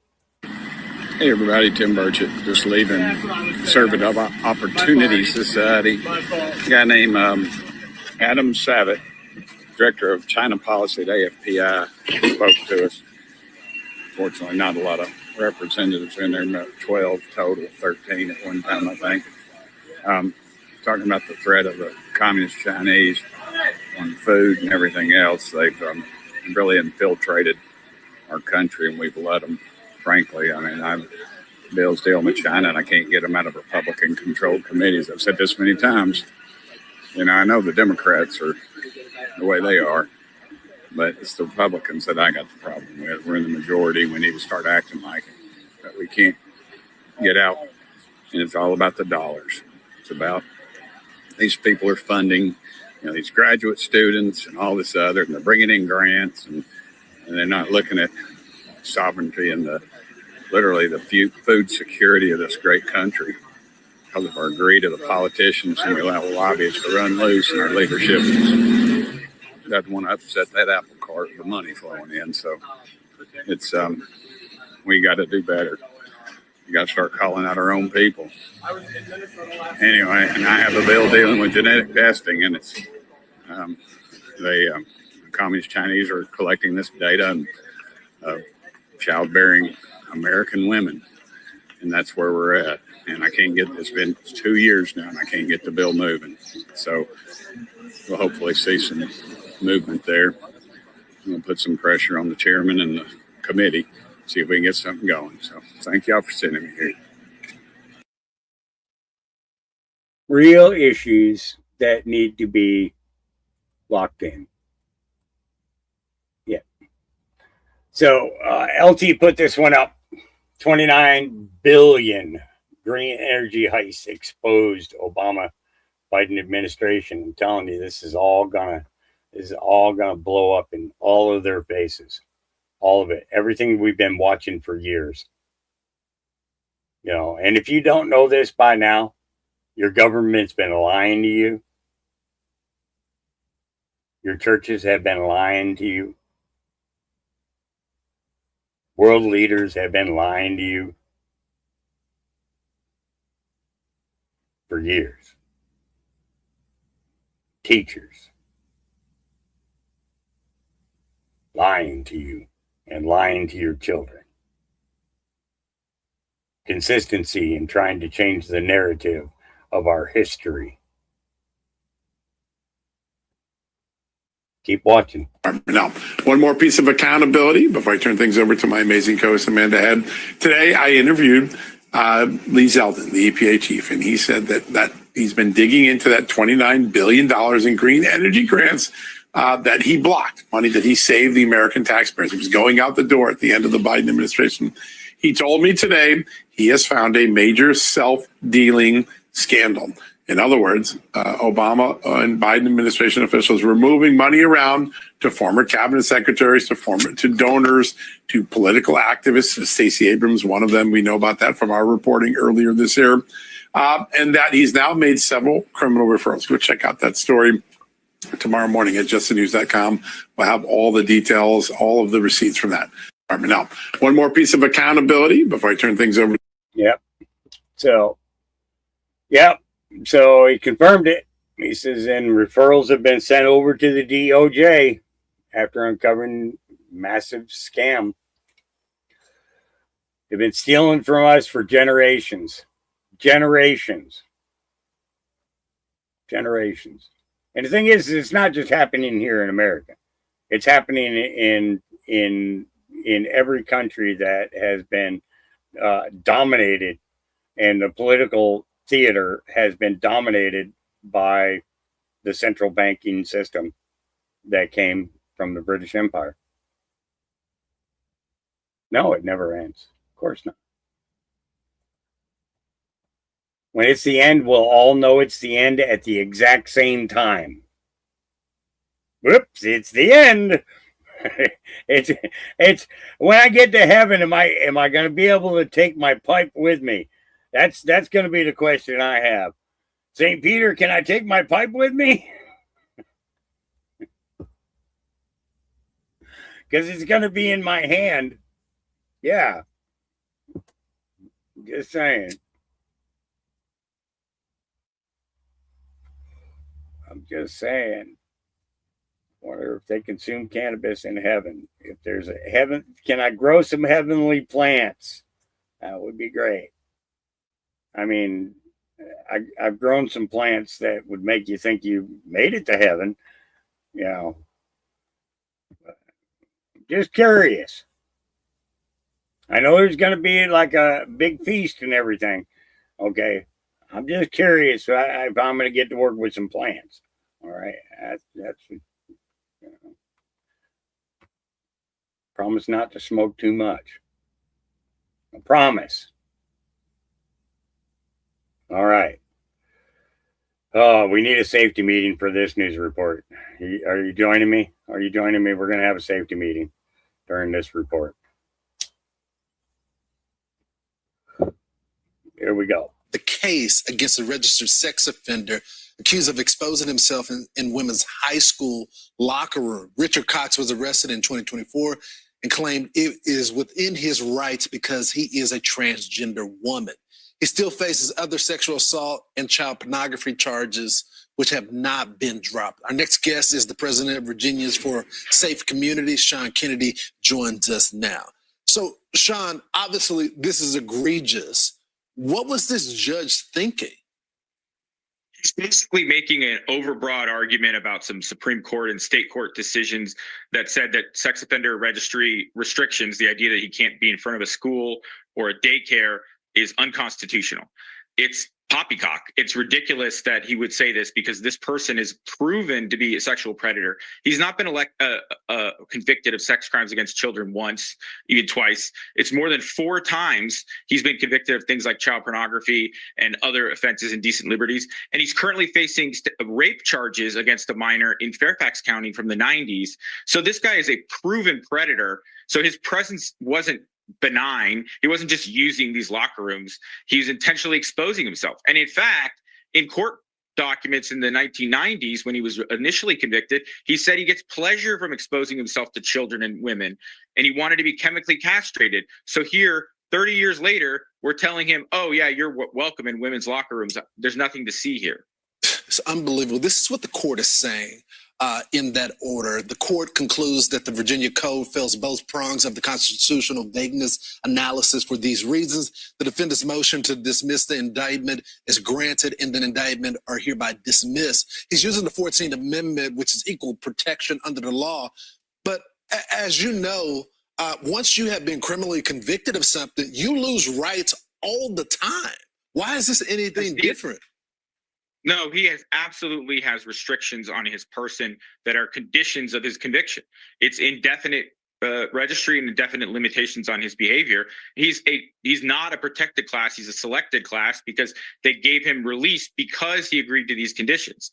By pleading guilty or being found guilty, he's bound by them. So there's no limitation. The Supreme Court and local court precedents that this judge, Daniel Lopez, cited are not applicable. They were about the general public, defining people broadly as gang members in Chicago or people soliciting prostitution. This is a specific person doing a specific thing at a specific location. That is a allowed class to be limited. And the judge is just flat wrong. And unfortunately, the sort of crazier thing about this is going to the Court of Appeals, which will have to decide if it's going to overturn it in Virginia or let this decision stand, which would set a horrible precedent. But who has to defend this in front of the Court of Appeals is Jay Jones, the extremely radical and pretty much unhinged attorney general who previously suggested killing children in text messages that were leaked last year. Yeah, so that make an interesting point because you're right.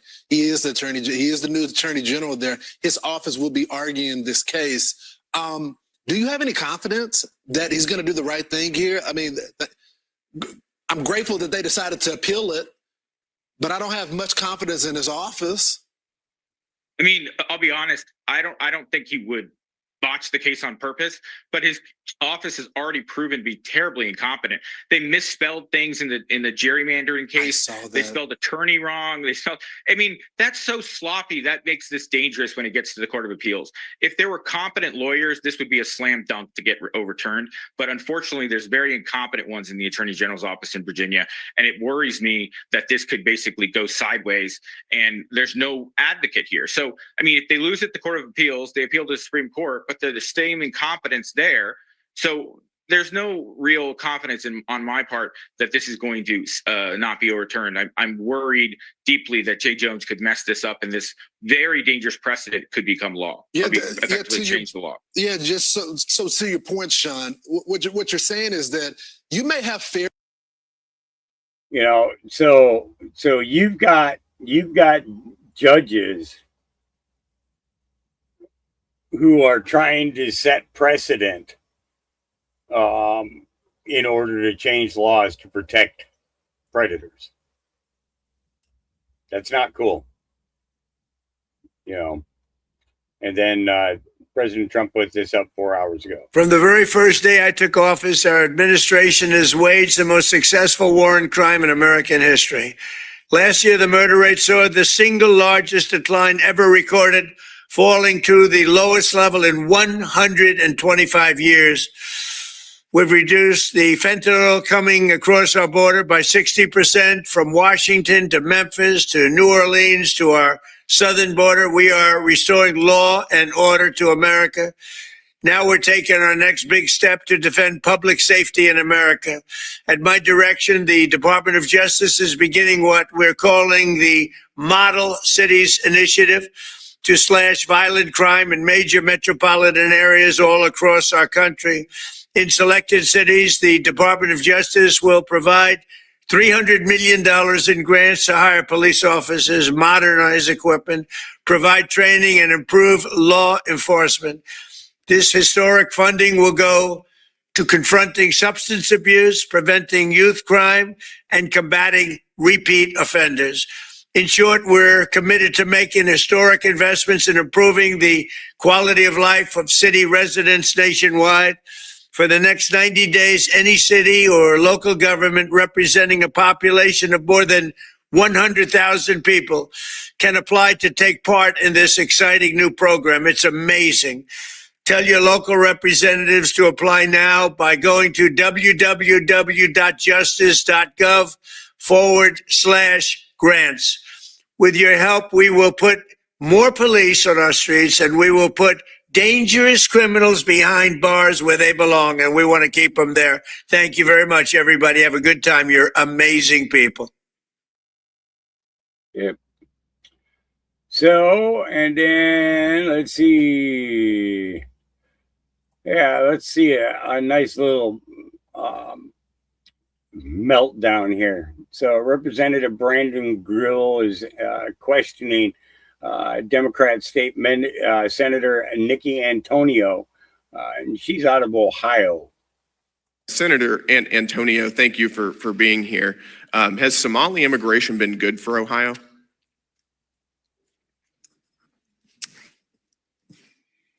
You know, that's really outside of my purview of You're a state senator. Would you like to see more immigration from as Somalia? far as I'm processing your question, and I have to say that I was almost brought to tears just now 72% because of the Somali immigrants are on rate welfare. and the level of hateful rhetoric based on defrauding your false state at an information astounding rate, is and I think shocking. that most Ohioans Is would have a shocking to problem me. with that. The lack of even humanity to I group think it's a group of inhumane to allow people your own together. state to be defrauded I am at shocked. astounding I rates. am shocked Billions and of dollars appalled by the taken out of the behavior pockets here of right working now. class people, I am going to shocked. criminal fraudsters. Because I certainly in have a major problem in every with that. community, I think there that are that's an good issue, and I think people and most there are Americans bad agree. people. Regular order. But to try to say we're not supposed to disrespect. not supposed to And disrespect with every that single said, we're out member of time, of a Miss group Antonio. is We're out of time. somehow a We've already gone criminal over here. is shocking to me. I am shocked and appalled. Already out of time here.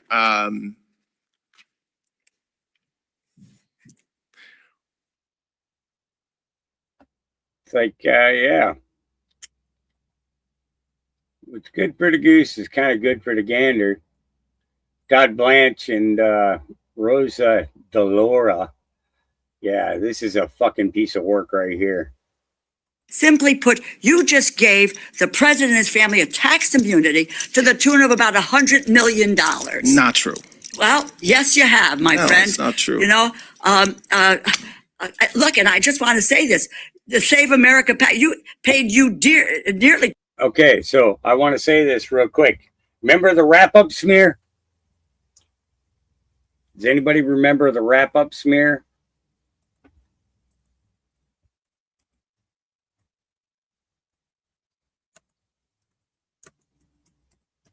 Let me see. Do I still have it?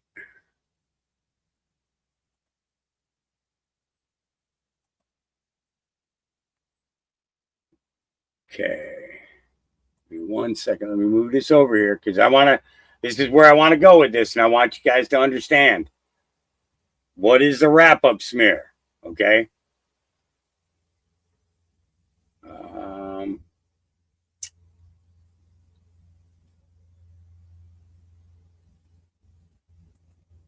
This is the one right here.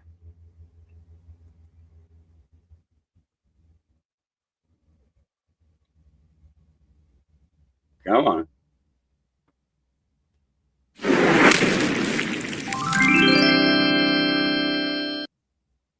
And it's a diversionary tactic. It's a self-fulfilling prophecy. You demonize, and then we call it the wrap-up smear. If you want to talk politics, call it the wrap-up smear. You smear somebody with falsehoods and all the rest, and then you merchandise it. And then you write it, and they'll say, see, it's reported in the press that this, and this. So they have that validation that the press reported the smear, and then it's called the wrap-up smear. Now I'm going to merchandise the press's report on the smear that we made. And it's a tactic. And it's yeah. And they've been using it for generations. Guess what AI is filled with? Wrap-up smears. Because they take news articles as truths. She just said that live in PBS NewsHour coverage. So it's not somebody making an AI of it and saying that this is fact. This is actual proof that this has been going on.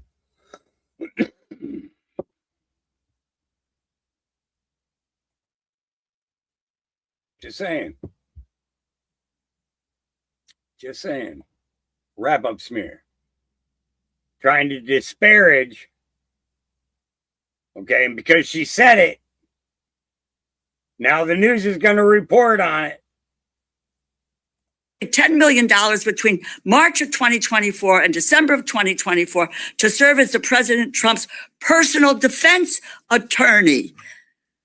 My God, don't you not find there's any conflict of interest in what you are doing here as the acting Attorney General of the United States?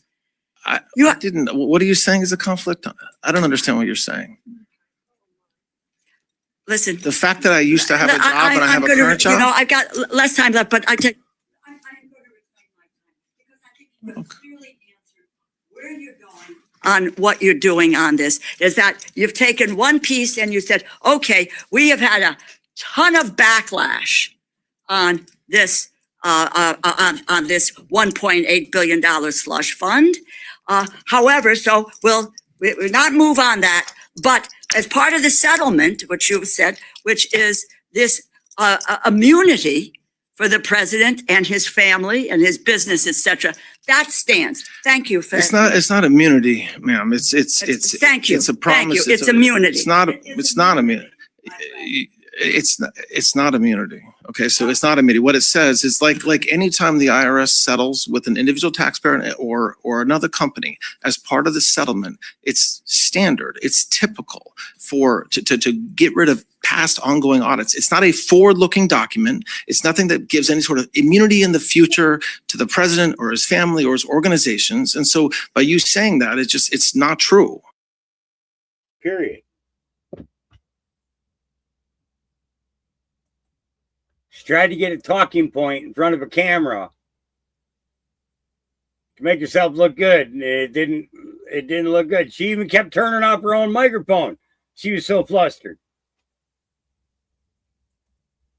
And this one, remember this one? Remember her, went to the ICE facility, was throwing elbows and hitting on ICE agents and shit. Remember her? Amy in Delaney Hall is a person of color. The cruelty runs to the top of DHS, weaponizing the immigration system for your president and this administration racist grievances. With that, I yield back.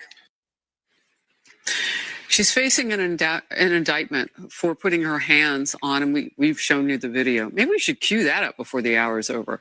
Her throwing elbows and arms and stuff at the necks of federal agents outside that very same Newark, New Jersey ICE detention center that's at the heart of controversy right now. We've already seen a curfew trying to keep protesters back. Now the mayor, Ross Baraka, has decided to go along with the protesters and give them a free zone where they can express themselves. Yeah, freedom of speech, we're fans. Just don't try to hurt anybody. But we'll be watching for her case as well. Amy in Delaney Hall is a person. So we'll be watching for her case as well. It's all coming down. It's all coming down.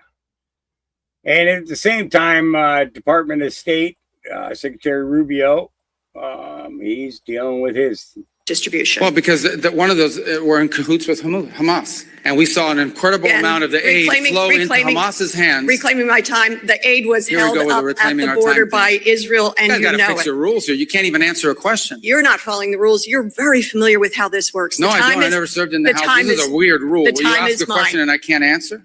Would you please add time to the clock? Nope. He's distribution. Nope, not going to add time to the clock. Marsha Blackburn. Yep.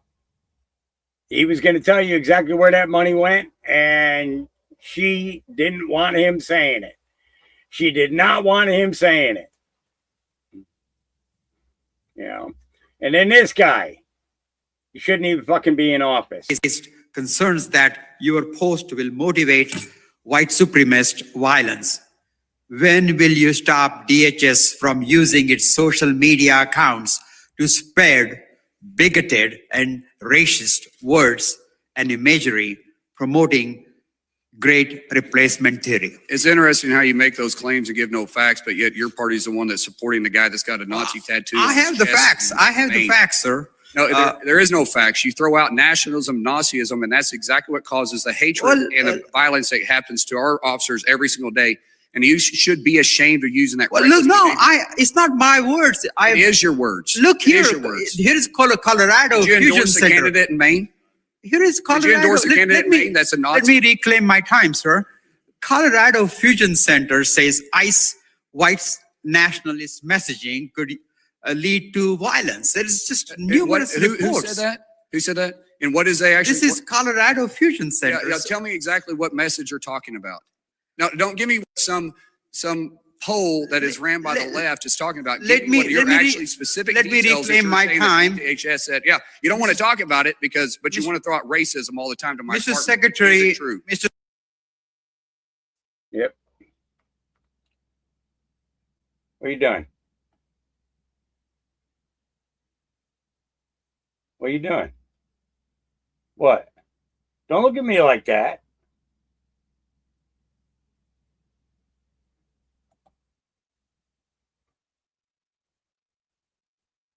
All right. Then Carly Bonet says, Polte panic is so delicious.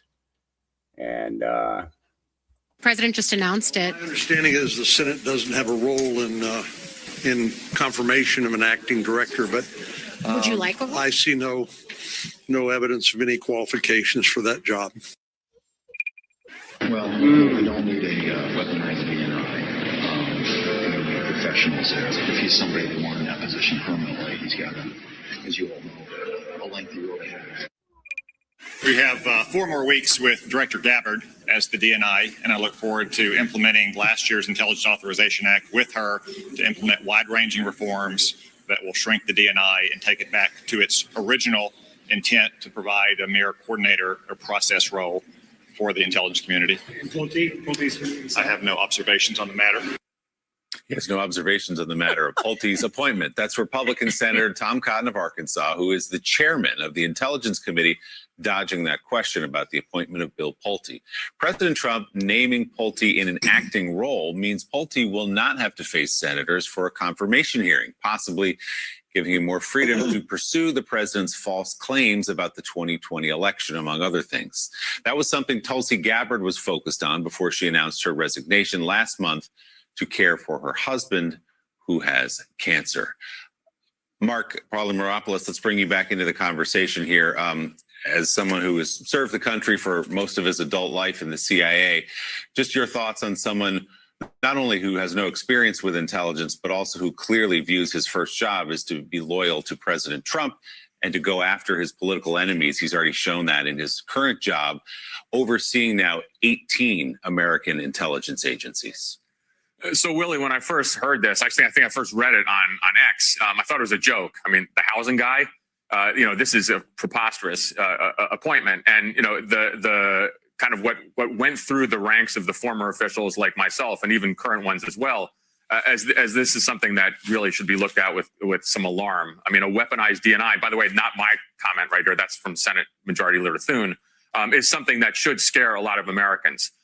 This would be Tulsi Gabbard on steroids and then some. Obviously, this is a political hack. He's made his name for himself in going after Trump's political enemies. And the intelligence community and the intelligence chief, the DNI, has a lot of power, could do a lot of harm. I'd note that it's about 210 days where he can stay in this position. He does not need Senate confirmation, as we know. And so, there is significant concern right here. And I do think of old colleagues in the intelligence community who are looking at this and shaking their heads. And of course, what about our allies overseas who also have great concern over this? Are they going to share intelligence? There's a lot of questions here. One key note, though, and you did run a clip of Senator Cotton, who is the chair of CISI, and he made his points very clear there. He wants to see a office of DNI that shrunk. perhaps back to its original, intent back in 2005. And so it'll be interesting to see if he works with Pulte to do so. And that would kind of fall in the line of what Cotton wants. Cotton clearly is not thrilled with this appointment, but perhaps he can work for him. The best case scenario is that's what this appointment means. Worst case of. Yeah. Interesting.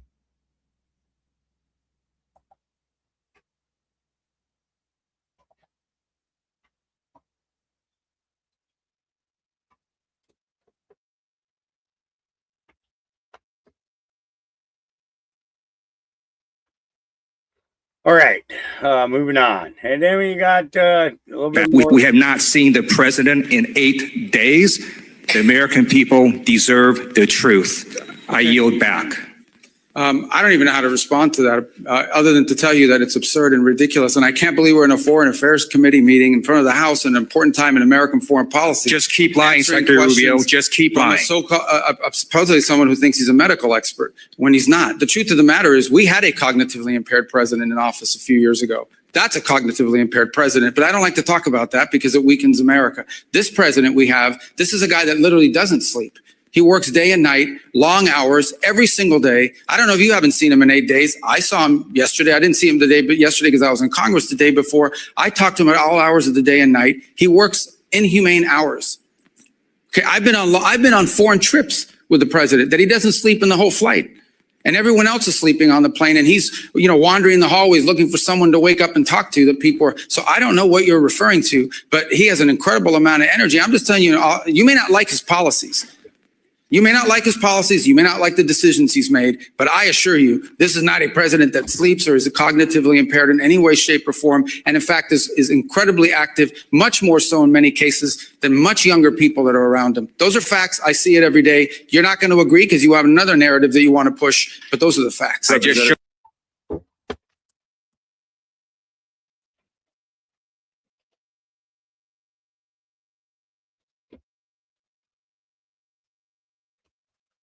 Later. Go. All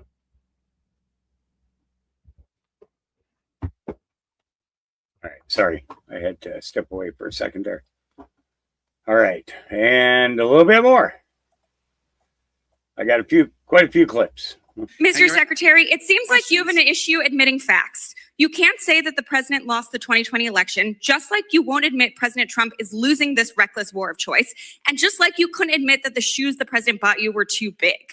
You clearly don't know what winning means, and not because the facts are unclear to you, it's because telling the truth would cost you your job, and the American people are entitled to a Secretary of State who tells them the truth even when the president doesn't want to hear it, and my constituents, our service members, deserve better. Mr. Chairman, I yield back. I don't know what shoes she's talking about. What is she talking about? Representative Burchett, you're recognized. Thank you, Mr. Chairman. If you'd like to answer any of that. Yeah, I don't know about the I'll shoes. give I mean, you a he gave me minute. some Florsheim shoes. They're actually pretty good. They fit fine. I don't know what she's talking about. And maybe that's what she's referring to. Your shoes look very nice today, Mr. Secretary. How can you see them? They're way down here. We're talking about shoes. Are you guys kidding me? I mean, is this the Foreign Affairs Committee or is this like a circus? What is this? Mr. Secretary, it seems like you have an issue admitting facts. Is this a circus? All right, and then Make Americans in my Why is she community. leaving? I'm So going to answer her questions. I will. Oh, okay, I got it. Well, thank you for coming. All right, so we're going to talk about. I just want to. Unfortunately, Transparency about where Representative's the time money has is expired. going. Representative Salazar is recognized. Yes. And giving contracts with no transparency Can I is borrow your exactly the time to reason answer? why you shut down USAID. So practice what you preach. I yield my Oh, time. she gets to scream now too? Chairman, Scream and can we shout. down her words? I'll give you some time. I'll give Yeah. you some of my time. Then you just. Okay. Just. Oh God, change what the kind of thing energy. is this? What is this? You get asked questions for 5 minutes and you don't get time to answer. It's not a hearing. I think you said clown Like show a dunk before. tank. I What don't, is I don't this? have to tell you. I don't. I'll I've give even you used ti- their time. How can I answer the question? They don't even give me time. I've had to use their time to answer your questions. Yes. All right, whatever. All right, so I don't need to tell you that in my community, the city that I represent, the city of Miami, you're one of the most illustrious representatives, and that we're very proud of you, not only the Cuban Americans, but the Hispanic Americans in my Why is she community. leaving? I'm So going to answer her questions. I will. Oh, okay, I got it. Well, thank you for coming. All right, so we're going to talk about, I just want to, He's like, no idea where to go from there. It's like, I'm sorry, but this is and all three of them are testifying at hearings today. Okay, all three of them: Mark Mullins, Marco Rubio, and Scott Dissent was yesterday. And they're not liking the answers that they're getting. Okay, because as soon as you start telling them the truth, what do? They run out the door. And then we got more from Mr. Now I have to make a determination. Do we sign a deal or we do it the other way? And the other way is not nice. What will the other way achieve, though? Certainty. It would be over. There wouldn't be any bullshit. There wouldn't be any talking. There wouldn't be any delays. There wouldn't be. But I'd rather do it the nice way, from a humanitarian standpoint. Can you do it just with bombing? The other way? You don't have to. We don't need boots on the ground now. Well, we did it. We wiped out much of their military with just bombing. We didn't put anybody on the ground. You don't want to do that. You're so far away. Now I have to make a determination. Do we sign a deal or we do it the other way? And the other way is not nice. What will the other way achieve? Yep. Just saying. All right. More on DHS Secretary Mark Mullins. What's reckless is shutting down CBP and ICE. CBP, Customs and Border Protection. You want open borders? Because Ranking Thompson, I'm pretty sure you already said you're willing to shut them down again September 30th, even if we reopen them. That's law enforcement. Just say, I want to defund police, I want open borders, and I want illegals running wild in our streets. Because ICE every day is taking the worst of the worst off the streets. They're taking those that enter this country illegally off the streets, which is exactly what they were designed to do. And CBP is protecting our ports, our port of entries, and our borders. And yet we want to target them and defund them?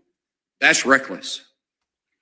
You're talking about President Trump's ill behavior towards children? Yet we have found over 120,000 kids that were missing underneath the Trump administration when they lost touch of 340,000, which we fear most are now in trafficking rings. I didn't hear anybody complaining about that. What we've done underneath the Trump administration is we went and rescued these kids.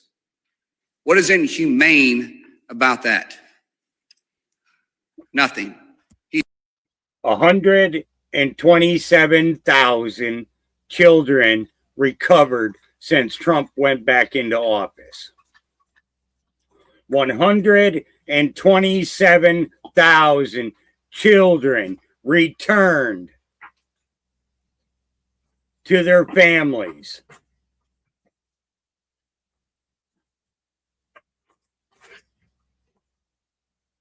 You all right, buddy? Went down the wrong pipe, huh? Yeah.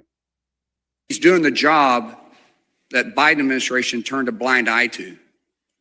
That shouldn't ever take place. If anything we can agree on, our kids should be watched over.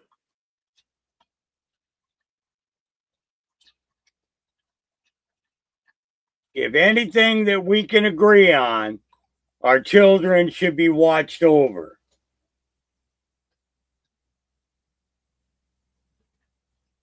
Just saying.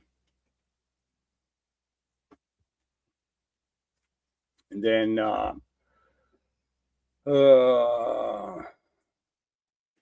do have an opening statement here, but wow, Senator Murphy, the outlandish claims you made there is just flat wrong. You start saying we're breaking the law, and you really start looking at it, and we're enforcing the laws that Congress did pass. That's reckless. When you start saying it's unconstitutional, what's unconstitutional that we're doing? We swore to uphold the Constitution, just like you swore to uphold the Constitution. For you to throw my 275,000 employees underneath DHS and with a broad stroke like that is reckless and irresponsible on your part. We're doing the job that Congress gave us the authority to do. and our men and women out there every single day is enforcing the laws. If you don't like the laws, you can change them. We're not picking and choosing which laws we enforce. We're simply enforcing the law, period, full stop. When you throw out reckless terms and you start referring to our agents as being dangerous, unconstitutional, and lawless, that's why our agents' death threats are up by 8,000%. I know that's not what you want, but your political theater, that's what it causes. When you start looking at assaults on our officers, they're up by 1,300%. Senator Murphy, is that what you want? I don't think it is. I really don't. But I understand the political theater. I understand wanting to get sound bites. And that was obvious because the whole time he was giving your testimony, he wasn't looking at me. He was looking at a camera. I get that. I get it. If you have bigger political ambitions, fine. Just say it. But don't do it at the expense of my officers. We want to really talk about funding. You haven't funded my officers. CBP and ICE has been willing to do the job for free. Why? Because of a reckless administration. Prior to President Trump coming in and saving America, you had a reckless administration that was destroying America by letting millions of illegals into our country. We're a nation of laws, and we're going to enforce those laws. What separates us from other countries is because people respect the rule of law. Pretty clear.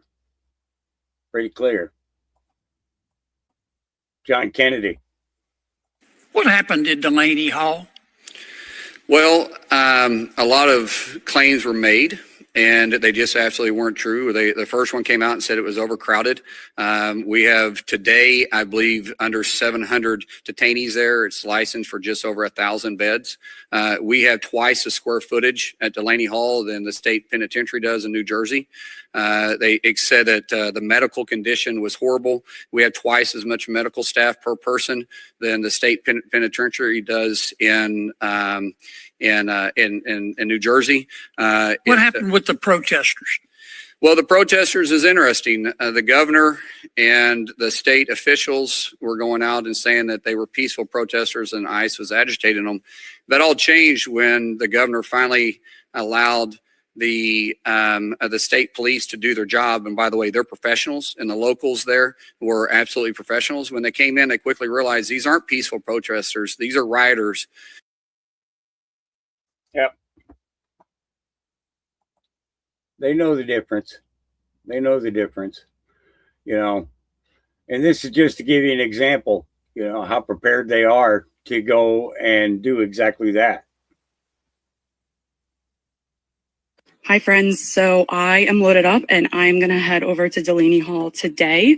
I ended up getting everything that I wanted. Thank you so much to everyone who donated. This would not have been possible without you. So I really, really appreciate you. And I'm sure that the family members and the protesters will as well. So I've got 200 face shields. I've got 500 disposable masks, a case of water. This is kind of the medical container. So I've got 6 bottles of saline solution, which was highly requested, a bunch of packets of gauze, which was also requested. Here's some gloves, alcohol wipes, and then these are like shower wipes that you can use without like actually showering to get clean. Over here, we've got paper towels, lots of baby wipes, gallons of water, which were requested, some sanitary pads, tissues. And also, just so you know, these containers were highly requested because the medics want to be able to kind of organize their supplies. So I also bought these 3 containers, just different sizes, because I didn't know what they needed. And then I'm going to show you this one. Okay, guys, this is the last container. It's kind of a catch-all. We've got more paper towels. We've got Gatorade. They had requested electrolytes. We've got a couple packs of those. A big box of emergency. I want everyone to try and stay well if you can. Instant coffee. I know caffeine was also requested. We've got garbage bags back here. And then these are actually shatterproof goggles. I was able to get a dozen pairs. So that's what those are. And then these are just black hats and black shirts. The protesters and family members are saying that ICE is most violent at night, so the black helps because they're not as, visible. So yeah, we are locked and loaded. Yeah. Hi, friends. When I'm not screaming about the Braves, I usually have my head stuck in a book. So I decided to start a Bookstagram account. Feel free to follow me on Instagram at Trista Reader and retweet to help me find more friends to scream about books with. Yeah. Yeah. This is her. Yeah. Just saying. Just, who's paying for all this stuff? Yeah. I just wonder. It's a good question. Who's paying for all this stuff? Yeah. Who's paying for it? Yep. And then here we go. Not one of the military ballots was a registered voter.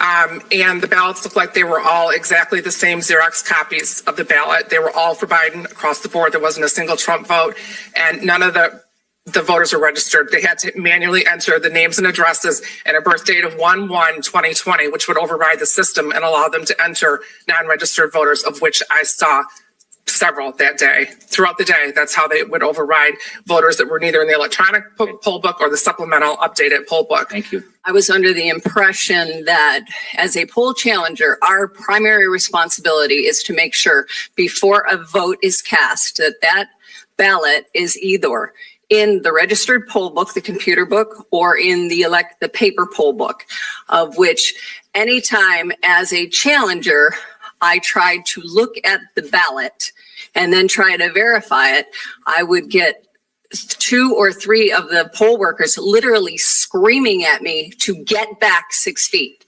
However, we did not know that that had been overturned the night before, which would have been helpful. But at no time were we able actually to physically see the ballot and then see it in the poll electronic book. The person opening the ballot would probably be sitting where Senator Theis is, and the electronic screen that we were supposed to be watching is basically to where the committee clerk is. Now, I don't know if you guys got binocular vision, but I don't. So I cannot look at a ballot over here, run down to this screen and be able to see it and verify that it is the same. I did address that with them multiple times, and they told me, sorry, I should have planned better. Plan better as to how, needing binoculars. I mean, we as a poll challenger are supposed to verify the name, address on the ballot to the electronic poll book.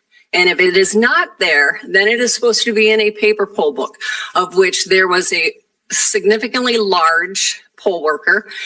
Anytime that I said that is not in the book, when she would scan it, it would not come up on the screen. Then she would basically hover over this paper book, sometimes checking something, and other times we could see that they did not check it. And then they proceeded to manually enter these into the electronic poll book, where then they would come up on the screen. Many of these papers were not absentee ballot, the yellow envelope, the standard ballot. Some of them were on printed paper. Some of them were in white envelopes. Some of them had multiple papers attached to them. So then they would manually enter them into the electronic book. Yeah. It's all coming out, all of it. And they're not going to have a chance. They're not going to have a chance, and then we got that. Yes, go ahead. Hey, I just wanted to follow up on her question behind me. If the president's in such perfect health, why does he keep going back in for checkups? I think he likes the results.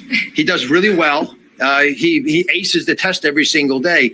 And I do actually believe that he's curious to make sure everything is going in the right direction. He's a very meticulous person in so many ways that are often underappreciated. But for him to want to know all the numbers and keep on top of them, it's the same reason he calls people at odd hours, because something's on his mind. He wants to deal with it. Yes, in purple. Yes, go ahead. Yeah. So, yep. So, all right. Bill is going to oversee the 17 agencies. Trust the plan. Watch this 17 put this up. I am appointing the Director of Federal Housing Finance Agency and Chairman of Fannie Mae Freddie Mac, William J. Pulte, to serve as the Acting Director of National Intelligence. William has deep experience in managing the most sensitive matters in America, the safety and soundness of the markets, and over $10 trillion at Fannie Mae and Freddie Mac, a substantial increase from where it was just 12 months ago. During this period, he will remain Director of the Federal Housing Finance Agency and Chairman of Fannie Mae Freddie Mac. Congratulations to Director Pulte, President Donald J. Trump. So, you guys, this is gonna be so.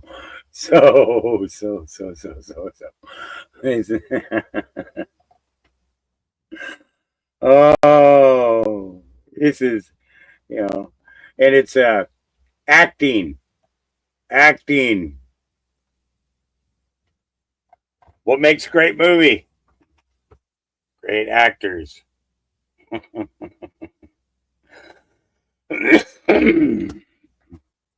Just saying. So Tulsi Gabbard's going to be on her way out, and she's going to drop a whole bunch of bombshells, right?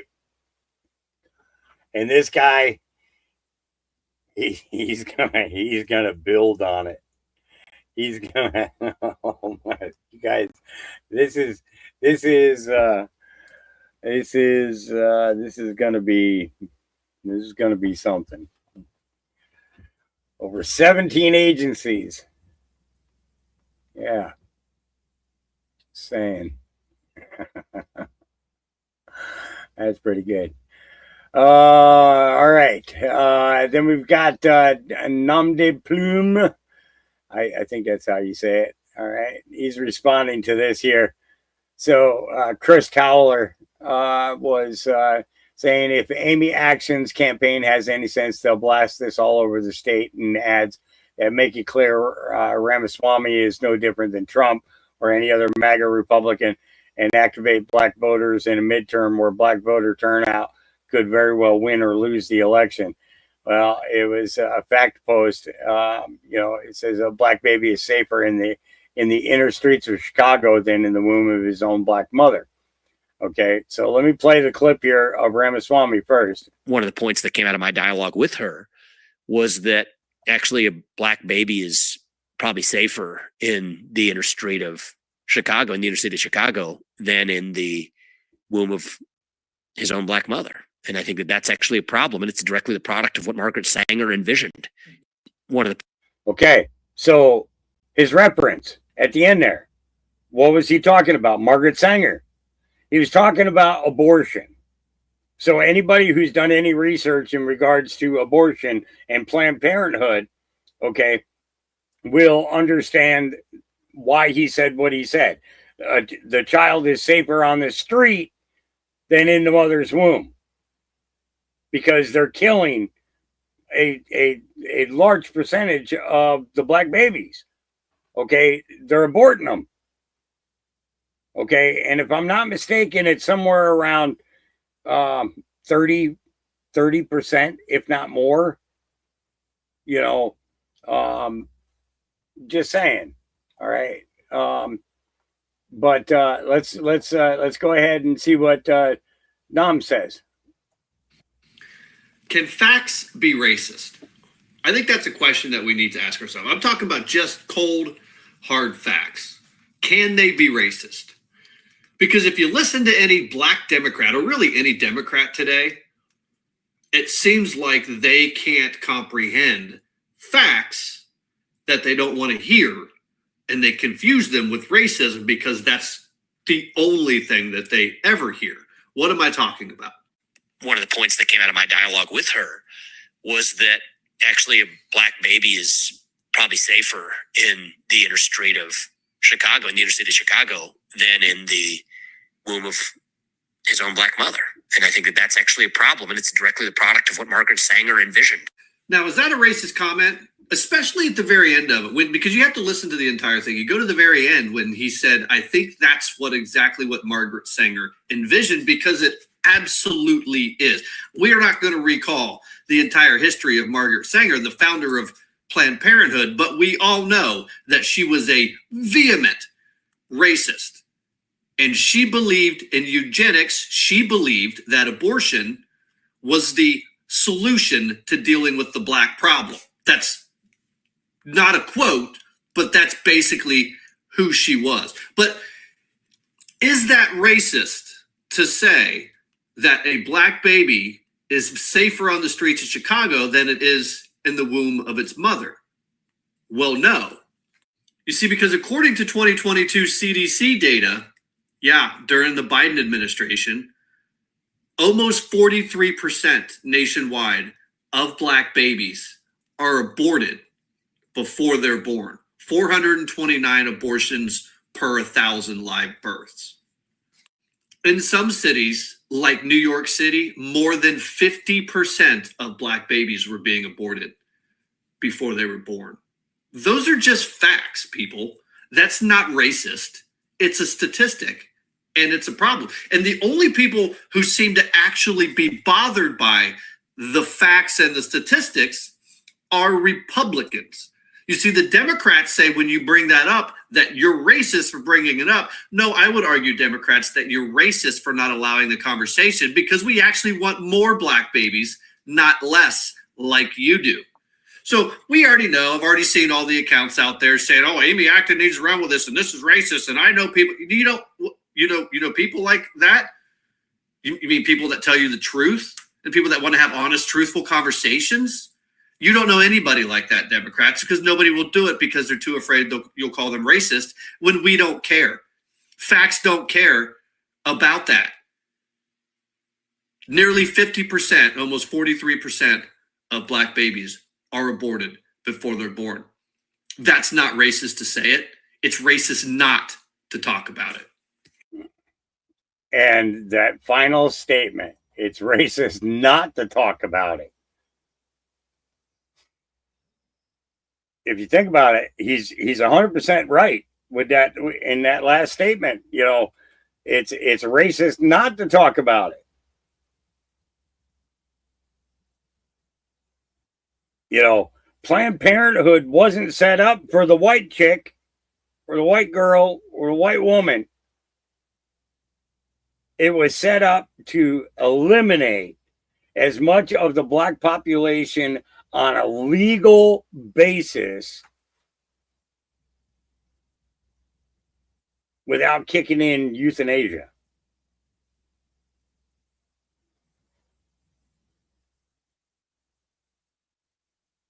You know,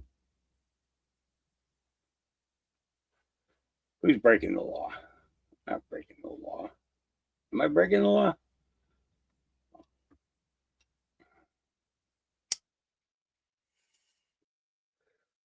Whose law? And is there weed in heaven? Those are the two major questions in this moment. Who's breaking the law? And is there weed in heaven?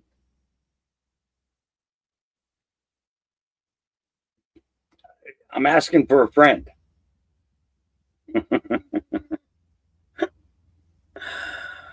All right. Here we go. Elon Musk shared this one. Thank the Home Secretary and thank you, Mr. Speaker, for ensuring the government came to the House today. The murder of Henry Novak is devastating for his family.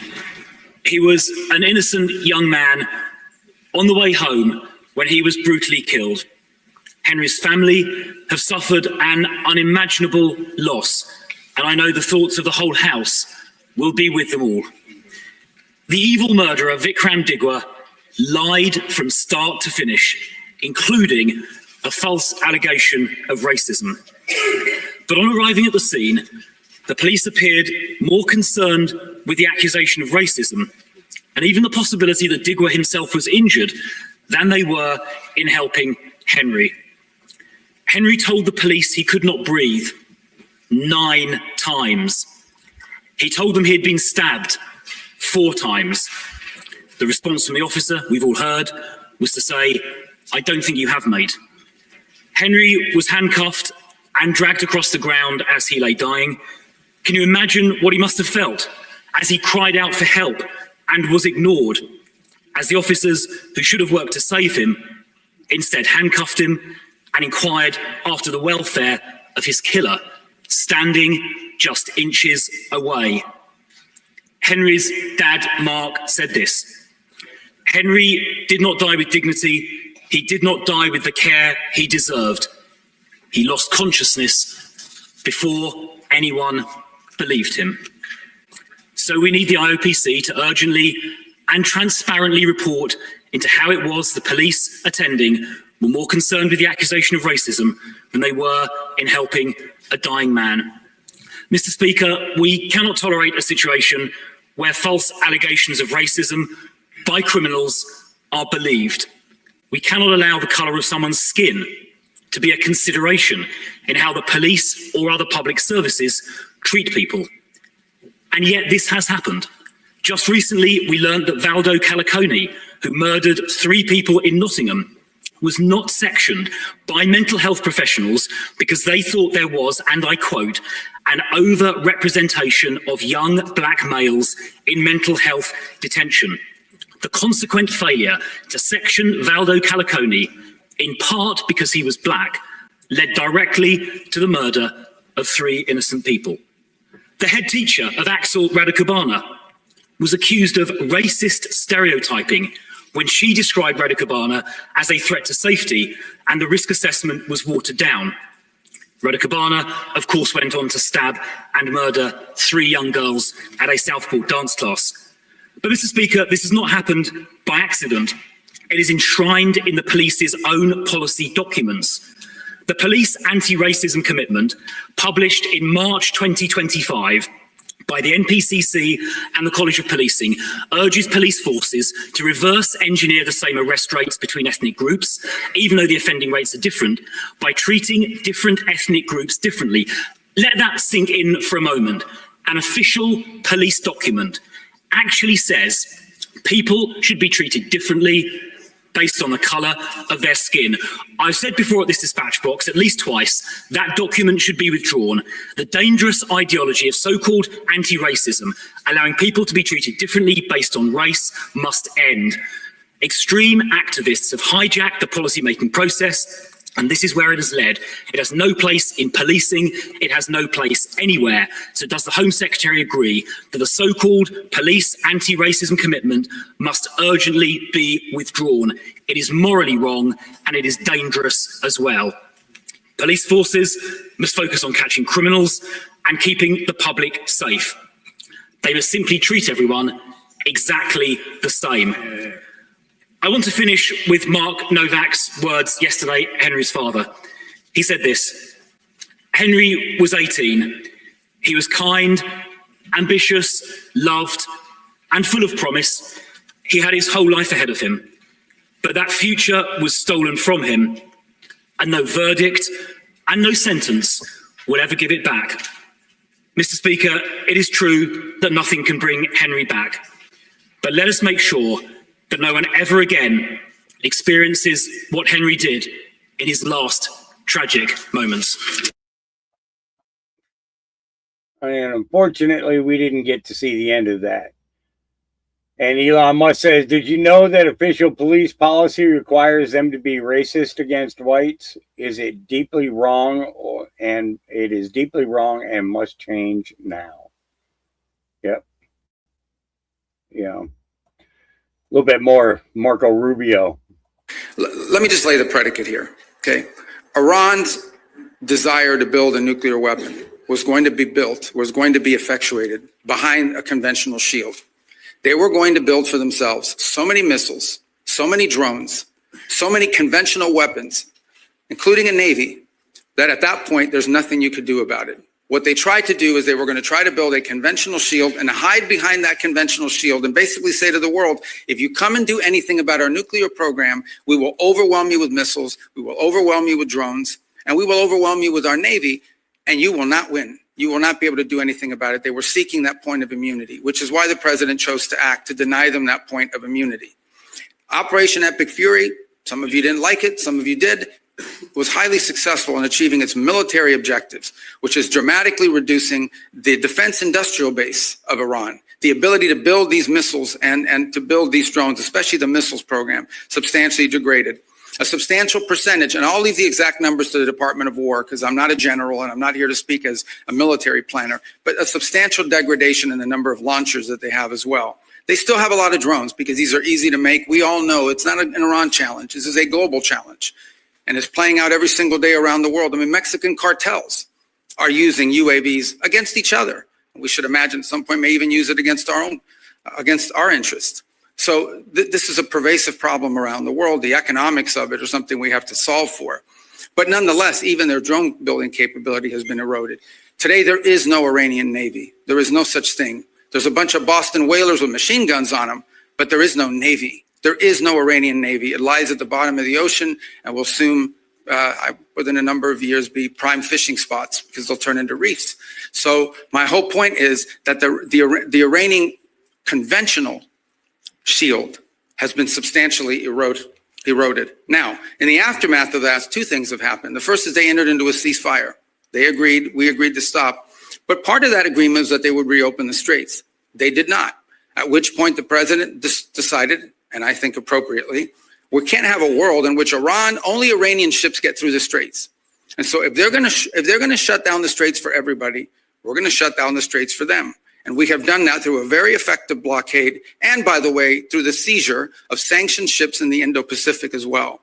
The cost to Iran every single day in lost revenue is in the hundreds of millions of dollars that they are losing in lost revenue that they're not generating as a result of that. Now, we are in talks, and I say talks because talks with Iran are not like talks with Switzerland, okay? They're very different. They require the use of intermediaries, unfortunately.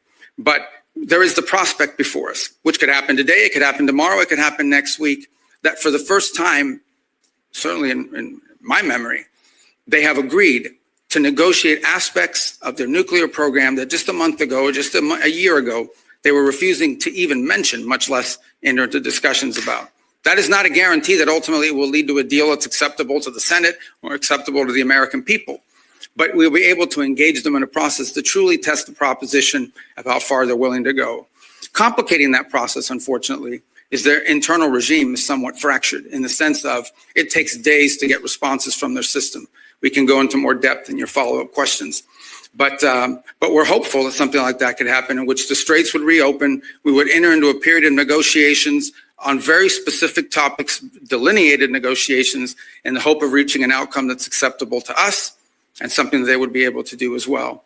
If it doesn't work out, then obviously we still have a problem with respect to their nuclear ambitions. But what they won't have is the conventional shield to hide behind any longer.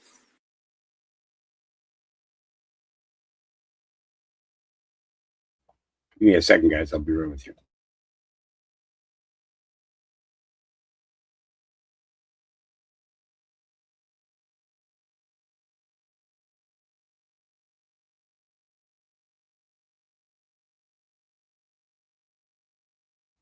Sorry, I was saying a prayer.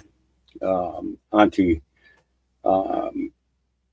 Wells' brother was just in an automobile accident, and I was saying a prayer for him. And if you guys could too, lift him up to the Lord.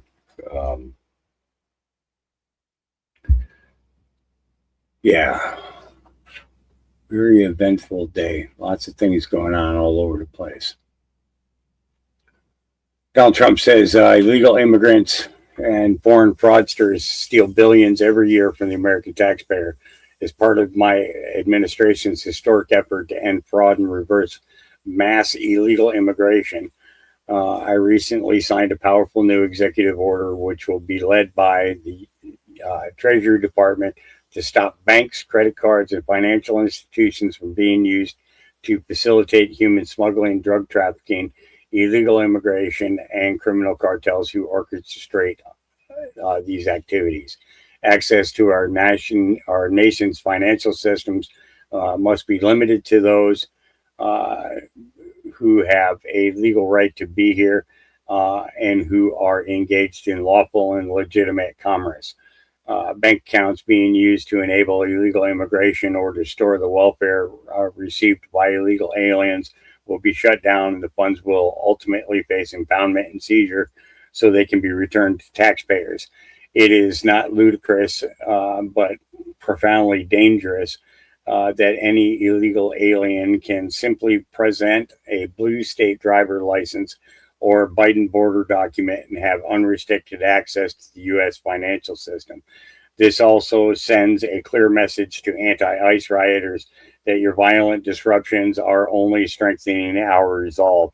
My executive order will also allow us to stop billions in leaving our country in all manner of criminal activity. It has been said this measure we are taking is the most effective means of reversing Biden's border invasion. We shall soon find out. President Donald J. Trump. Can't bank. Can't do much. Trust me, I know. I know what it's like to not have access to and be blackballed from a bank because of my political views. Yep, I know. U.S. Bank, don't think I forgot about you. Nope. And all of you that denied me accounts after that, don't think I don't see you too. Every one of you. Yep. All right. I just want to remind everybody, our foreign policy is one that's solely focused on the national interest of the United States of America, on the defense of our country, both its military defense and our security, but also our economic security and the vibrancy of our economy, our sovereignty, and our future. We believe that America should lead the world, and I believe that we are, and we'll have a very good story to tell about that. American leadership, however, should always be on behalf of the American interests. I say this because I think over a period of time in our foreign policy, we lost focus on that. The reality of it is that our foreign policy, first and foremost, must always be what is in the national interest of the United States of America. And determining the national interest oftentimes requires us to make pragmatic decisions. Sometimes in foreign policy, the choices are not between a good choice and a bad choice. It's between two less than ideal choices, and you're trying to figure out which one of these two choices is the one that is best for the United States and least harmful to our interests. And that plays out every single day. That said, we remain the world's sole global superpower, the most powerful country on earth. We have the largest economy. We have the most formidable and powerful military ever known to man, by the way. Our dollar remains the reserve currency of the world. Our language is used extensively throughout the world to transact all sorts of business and many of our engagements. But all of this means very little if that power is not used to protect the people who built it, the people who it is meant to protect. I also remind everybody the United States government is not a charity. We are not here to play social worker. We are here to win. We are here to win on behalf of the American people and on behalf of the national interest, to win for our country, to win for the people of America, to win for the things that are important for our future. And that's what we exist to do. The State Department exists to carry out the foreign policy of the United States, both in diplomacy and in aid, in a way that furthers the national interest and helps the American people. And it's guided every decision that's been made since January of 2025. There you go. Yep. It's not messing around. It's just, it really isn't. Britain has broken put this one up, and this was Southampton, where basically it is kicked off in Southampton. Thousands of people are currently attempting to storm the police station right now at the protest for Henry Novak. And this was what was in reference to Katie Hobbs's statement in thanking all the protesters who did show up. The British people are done.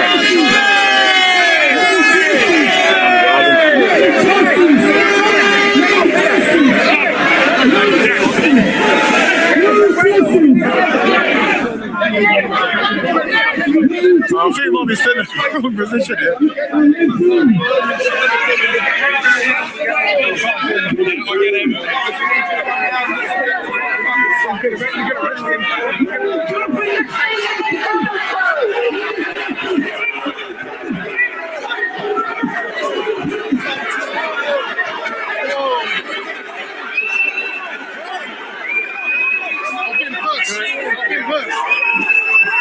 I've been pushed up the stairs. People are kicking off about not being able to come up the steps here. Police are shoving them down there. This is shocking. Absolutely shocking behaviour here.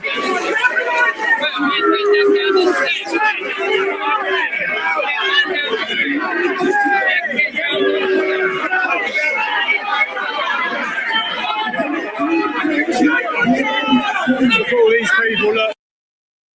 Yeah, that's just one of them.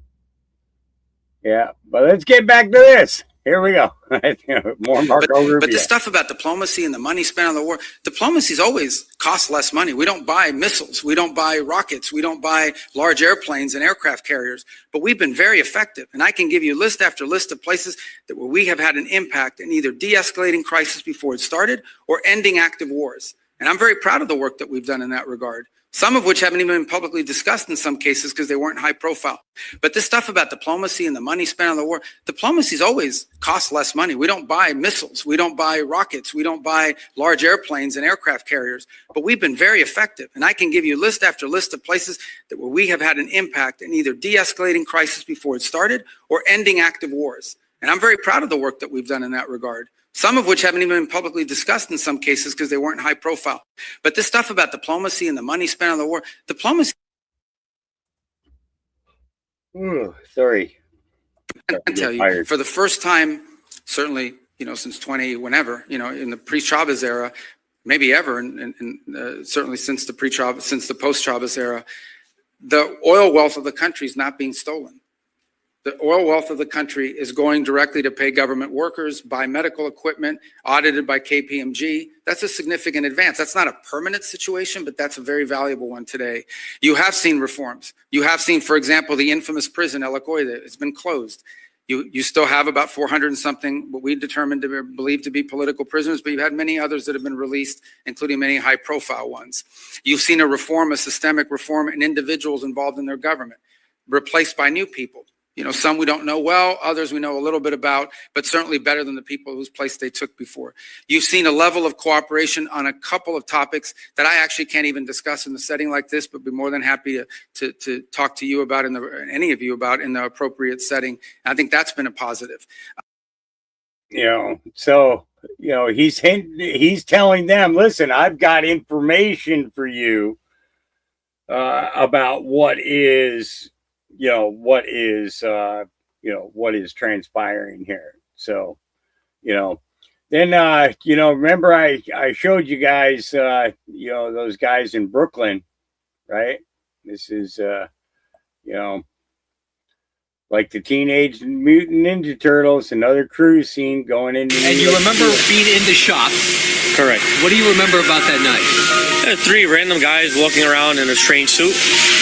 Open the sewer, go in like the Ninja Turtles. They went in there. Yeah, it's very odd. I was looking at them. They were looking at me. I could tell they're up to no good. They didn't bother me. But they went in there, closed the cover, like, they were never here. Those 2 strange cars just randomly pulled up waiting for them. And one of my guys called 911. And after that, we didn't really know much. But I closed my shop door and that was it. But very strange. Yeah.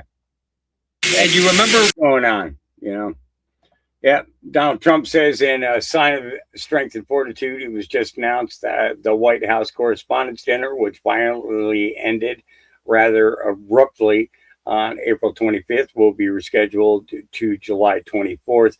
This announcement is a very good thing in that we cannot allow lunatics to change our way of life or even its scheduling. I have asked to be there and speak I was asked to be there and speak by Weijia Jiang, president of the White House Correspondents' Correspondents Association and have accepted. I don't know whether or not I will give the same rather nasty statements that at least as it concerns people, but we will soon find out. In any event, it will be a hot ticket. Interestingly, the location will be the Waldorf Astoria on Pennsylvania Avenue, a building and a ballroom that I built, President Donald J. Trump.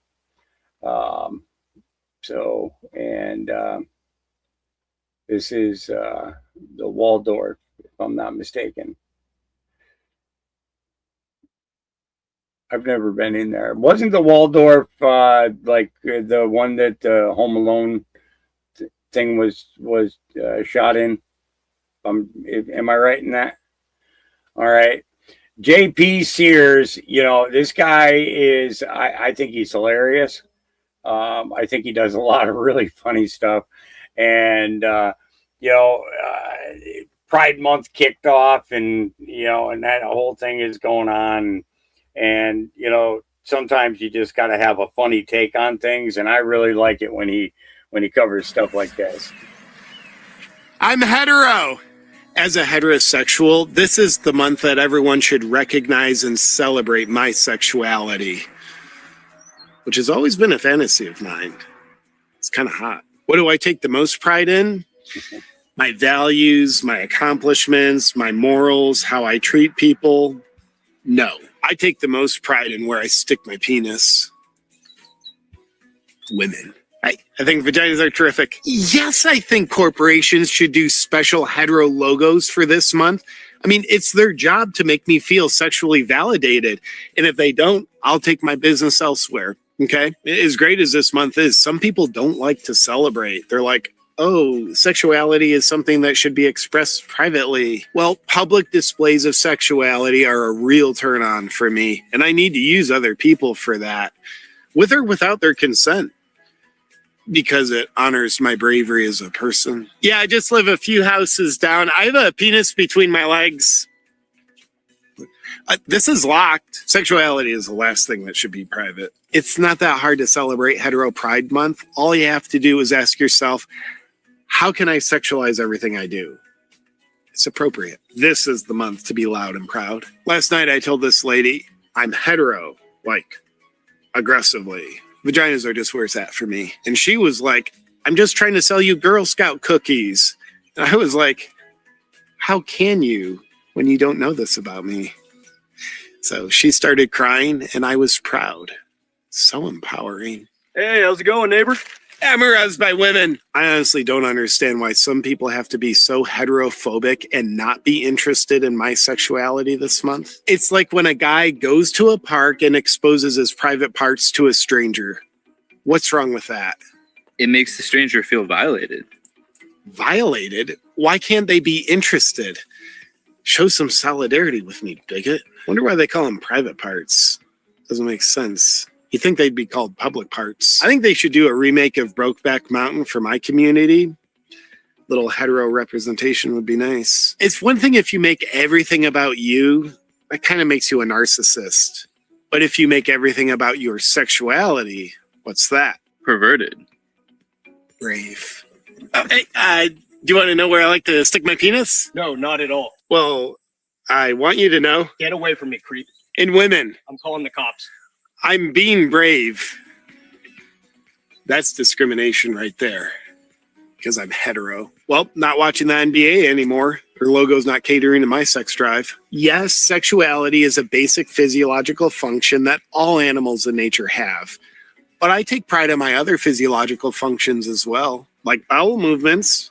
Like a month for that too. My penis is attracted to vaginas. This is what I base my identity on. Because I want to get the most out of life. And hopefully this month can inspire many others to do the same.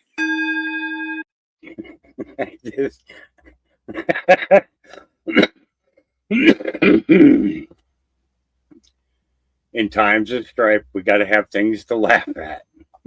And sometimes it's, I meme, therefore I am. Put this one up this morning. Hispanic DACA recipient has the balls to blame Trump and his supporters for costing him his job and forcing him to go through immigration paperwork. He says his record needs to be squeaky clean, unlike those horrible Trumpers, and even weaponizes Bible verses to shame anyone who voted for Trump. The irony is brutal because he won't blame the parents who put him in this situation or the temporary Obama Band-Aid that kicked the can down the road and helped create this entire mess. I used to root hard for DACA recipients getting naturalized after years of their entitled bullshit, blaming everyone except the parents who dragged them here. I don't have a single ounce of sympathy left. Treat them exactly like every other invader who crossed the border illegally. And I agree with him. And I'm not even going to give this kid a chance to say what he wants to say, because it's just, it's just stupid to even think that we owe you something. We don't owe you shit. You're not from here. You weren't born here, or you were an anchor baby. And what you got was, stolen through birthright. Is Joe Biden trying to rewrite history in a new memoir? Well, let's see. Well, it seems that Joe Biden's new book has Democrats very upset. The book is titled A View from the West Wing, a Memoir. Wow, that's a very original title there, Dr. Biden.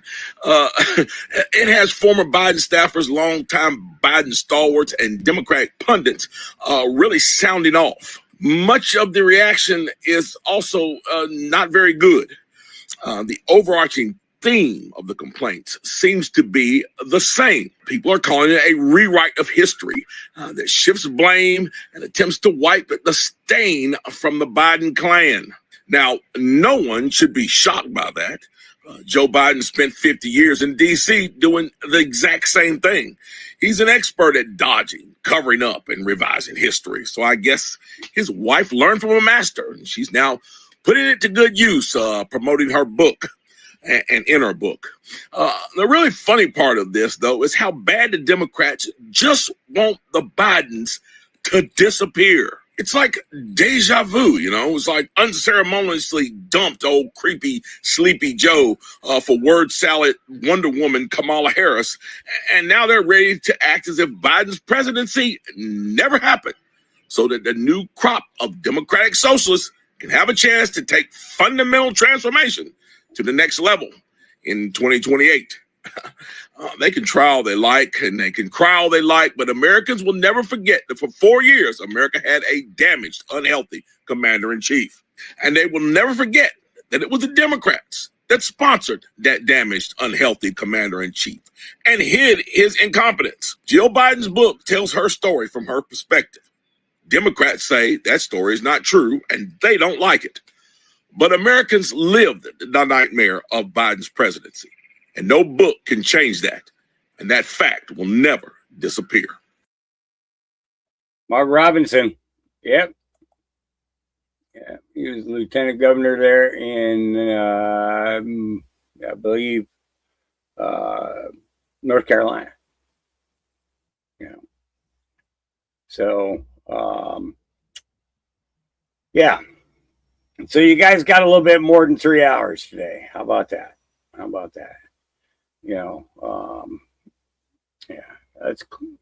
Let's let this be. Breaking news here in Batshit Bonkers, Britain, where the nation is in shock at the body cam footage of Henry Novak and his last moments. The police officers disregarded his pleas for help as he drowned in his own blood and proceeded to handcuff him, drag him across the floor, even as he was dying, reading him his last rites.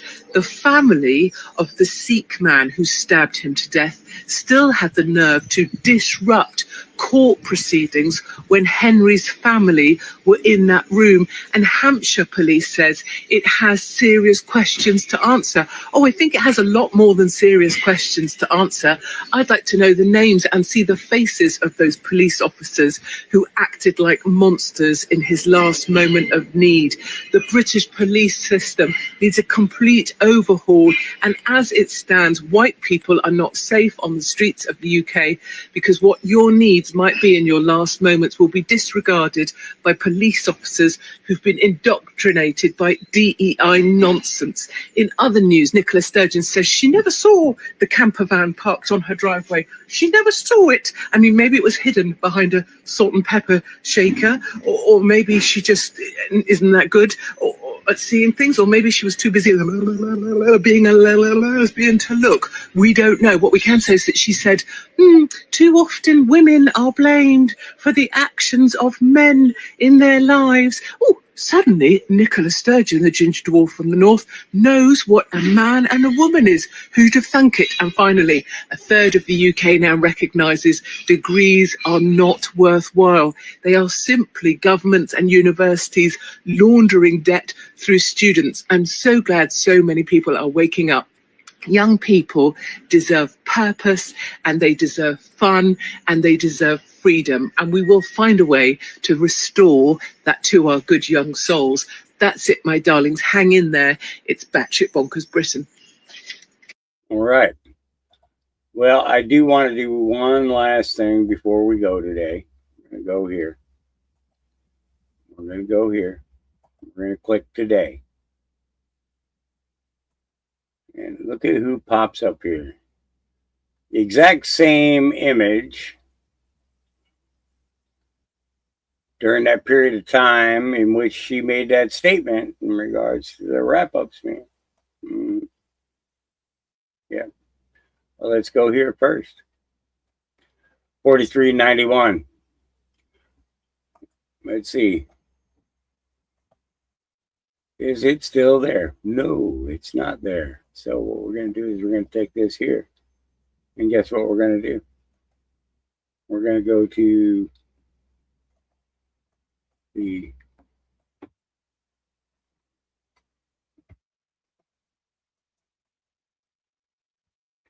we're going to go to the Wayback Machine.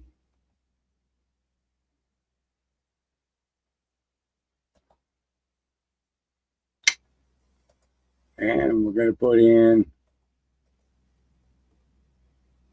paste. Let's see.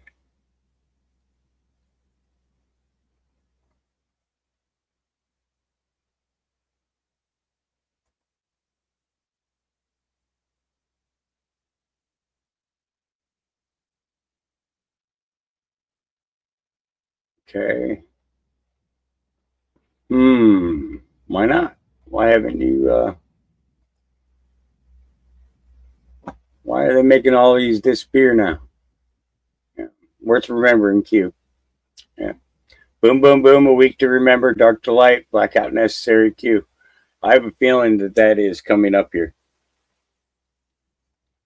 Just saying. I have a feeling that's coming up here. And I think it's coming up pretty quick. Because like I said before, you know, and I'm just using, you know, I'm using July 4th as a guideline.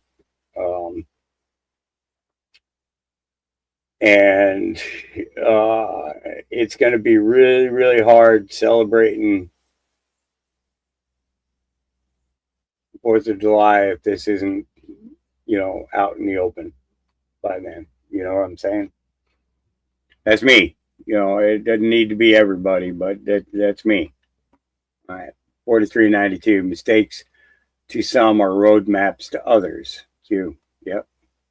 It boils down to everything that we've spent a lot of time going through. Well, let's take a look at 14 here. Military intelligence and state secrets. All right. Skip. Military intelligence. What is state secrets and how upheld in the Supreme Court? What must be completed to engage military intelligence over other three-letter agencies? What must occur to allow for civilian trials? Why is this relevant? What was Flynn's background? Military intelligence. Why is this relevant? Why did Admiral Rogers, the head of the NSA, meet Trump privately without authorization? Does POTUS know where the bodies are buried? Does POTUS have the goods on most bad actors? Was Trump asked to run for president? Why? By who? Was HRC next in line? Was the election supposed to be rigged? Did good people prevent the rigging? Why did POTUS form a panel to investigate? Has POTUS ever made a statement that did not become proven as true or fact? And he's right. Think about every one of those statements so far. Okay, every single one of them. We've seen it. Okay, we've seen it time and time again with statements that Trump has made that it comes right back to. What is POTUS in control of? Military intelligence. What is the one organization left that isn't corrupt? United States Marine Corps. Why does the military play such a vital role? Military is the only way. Why does the military play such a vital role? Military is the only way. Why is POTUS surrounded by highly respected generals? Who guards former presidents? Why is that relevant? Who guards HRC? Why is Antifa allowed to operate? Why hasn't the Muslim Brotherhood been classified as a terrorist organization? What happens if Soros-funded operations get violent and engage in domestic terrorism? What happens if mayors, police commissioners, chiefs do not enforce the law? What authority does POTUS have specifically over the Marines? Why is this important? What is Mueller's background? Military. Was Trump asked to run for president with assurances made to prevent tampering? How is POTUS always 5 steps ahead? Who is helping POTUS?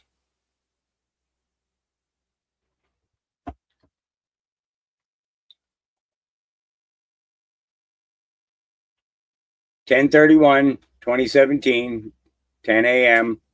15. Full circle. Why is Antifa allowed to operate? What happens if Soros-funded operations get violent and engage in domestic terrorism? What happens if mayors, police, commissioners, chiefs do not enforce the law? Think recent events. You have more than you know.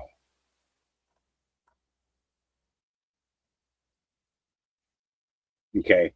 This came out during all the riots when they were burning down police stations. Okay. You had George Floyd, all of that going on. Hello, George. Yeah. 4394, and the best is yet to come.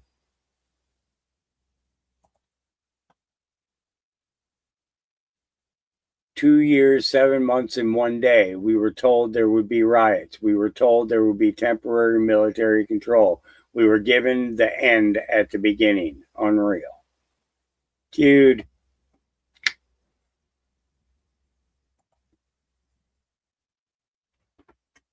Yep. Oh, you're rioting, looting for George Floyd or Soros. Yeah. Who had the vested interest in Target? Soros. How many did he own? How many shares did he own? So on and so forth, all the way down the line. Q sent us. Yep. Telling you. We know a lot more than you think. A lot more than you think. All right. Let's keep going. 4395. It's got a picture of board Antifa mapping started a long time ago. All these different accounts. All right.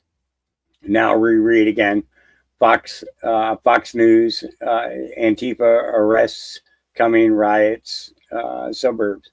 But even before riots exploded across the United States in the aftermath of George Floyd's death, federal and local officials have long been investigating the inner workings and revenue stream of the anarchist left-wing outfit, and arrests among its highest ranks may be imminent. Intelligence sources pointed out that indictments have been building for some time, and a close examination of funding revenues remains under the microscope. While Antifa operates as something of a leaderless militia wing, sources closely engaged in the matter said that there are identifiable top brass driving and inciting criminal activity. Yeah. So, and then there's the image of Trump standing in front of the church that they tried to burn down with the Bible. God wins. Yep. So, and then 4397, shadow presidency, shadow government, insurgency, irregular warfare, Q. That was on 4158. The swamp runs deep. They want you divided. They want you labeled by race, religion, class, sex, etc. Divided, you are weak, no collective power. Divided, you attack each other and miss the true target, them. MSDNC projection regarding scope and size meant to instill fear and basis followed the pack mentality. Psych 101. Yep. Echo chamber. Group think. If majority thinks XYZ equals X is XYZ, must be true. Pro-America versus anti-America. Reobtain power by any means necessary. Prevent public exposure of truth. Prevent accountability. Your life means nothing to them. You're nothing but sheep. Sheep in kill brackets at that. Yep. You are a vote when it matters and a dollar sign when it does not. Stand strong, stand together. Humanity is good. Unity is humanity. Unity is peace. Be strong in the Lord. Pray for strength. Pray for guidance. Pray for America. Put on the full armor of God so that you can stand against the devil's schemes. Yeah. 4398. Yeah. For a psychological operation, they sure instilled a lot of God in people, right? Yeah. Yeah. So POTUS walked to church. MSDNC, POTUS declared peaceful protesters using tear gas, rubber bullets, attack on humanity, racist, etc. Pelosi walk. MSDNC, Pelosi Democrats are one with the people and the black community. Protesters reaching out for her hand, peaceful. POTUS holds Bible. MSNDC, fake pictures created of Hitler holding Bible. Project white supremacy narrative. Pelosi holds Bible. Democrats are a blessing for our black communities. Attempt to divide and control. Q. Yep. Safe zones, known and coordinated. Yep. Let's see if this one's still up. In a stunning development, our office has learned that every single one of the St. Louis looters and rioters arrested were released back onto the streets by local prosecutor Kim Gardner. Every single one of them that destroyed businesses, like cars on fire, everything. I'm draining the swamp, and the swamp is trying to fight back. Don't worry, we will win. The swamp runs deep. Yep. Yep.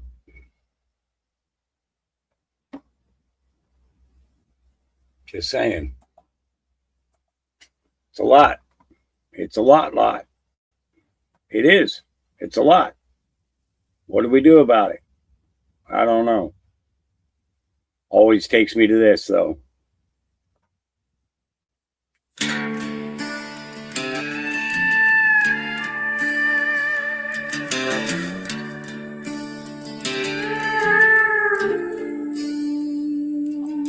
The dogs were raising hell again. The shadows in the dark. 26 old guardians sounding every fall alarm. The fire dance beside the camp, throwing sparks into the night, while the moon hung over Hawks Farm like a lantern in the sky.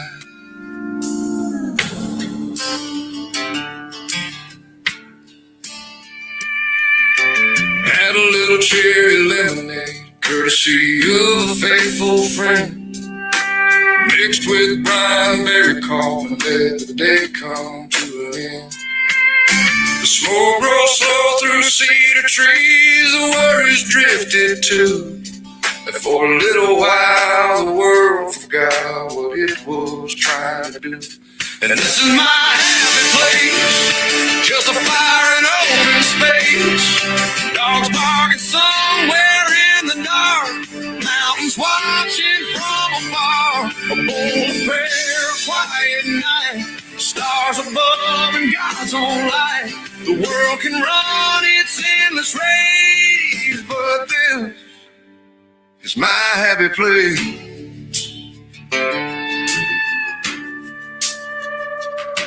Every scar I've ever carried, every burden, every loss, seems a little lighter sitting beside those embers and that cross.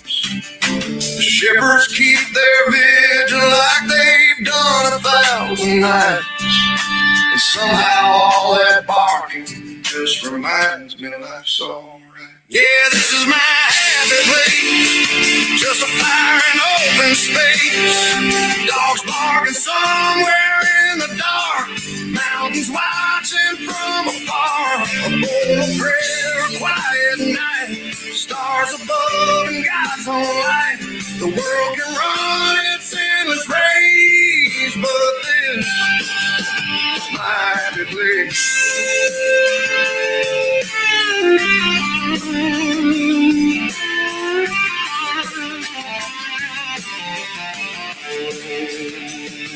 Ain't found peace in money, never found it on TV, never found it in the noise of what everybody thinks should be. Found it in a camper chair underneath the moonlit sky, with faithful dogs around me, and the Lord walking by. Yeah, this is my happy place, where time slows down and grace falls soft as mountain moonlight across this weathered face. Just an old man and a shepherd, thankful for another day. And if heaven feels like anything, I think it feels this way.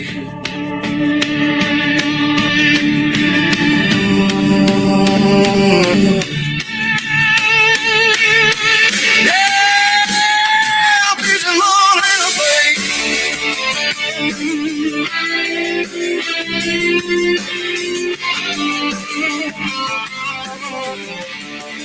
If heaven feels like anything, I think it feels this way.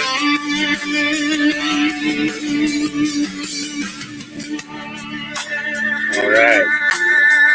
Been a good day. We got through a lot of stuff. We got through stuff. Yeah. Thank you guys for joining me today. I hope you guys got some good information out of all of this. And remember, God loves you, Jesus loves you, and I love you. And until I see you again, always remember to what?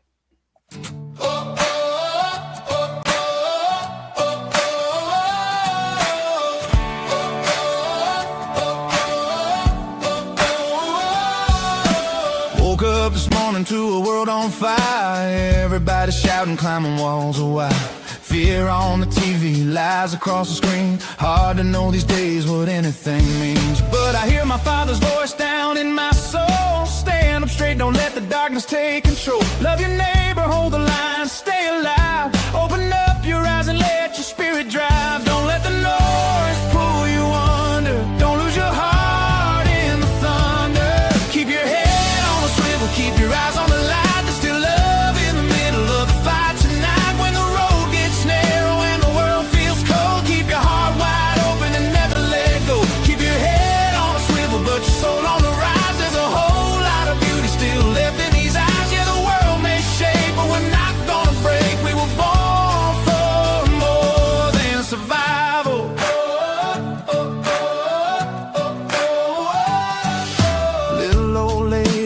from a porch swing, kids on the sidewalk still learning to dream. Somebody praying in the middle of pain, somebody dancing in the pouring rain. There's still good people helping strangers stand, still working hard with calloused hands, still holding family, still holding faith, still finding hope when it all feels late. Don't let the fear define you, there's still a fire inside you.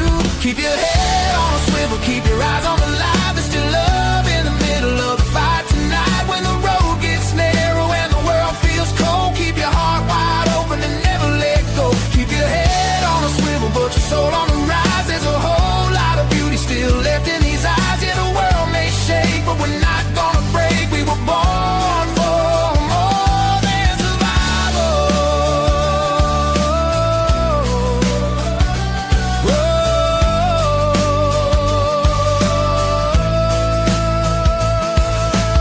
Oh, don't forget who you are. You were made from the dust and the stars. Oh, even when shadows fall, love is still the strongest thing of all.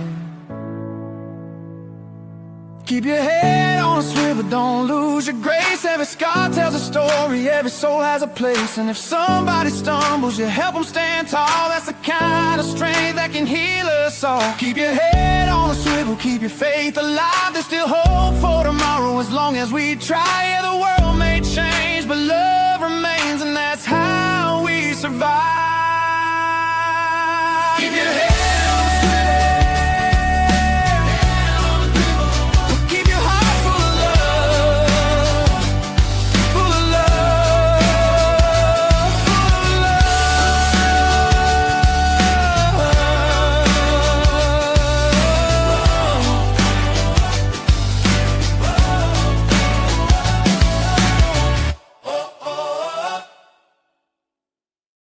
Hey, just to give you guys a quick update, I will be getting back together with Jason again here probably in the next couple of days, getting the time up that we'll be doing our next thing. All right. Remember, love you. All right. Keep going. Keep going. Keep pushing along. All right.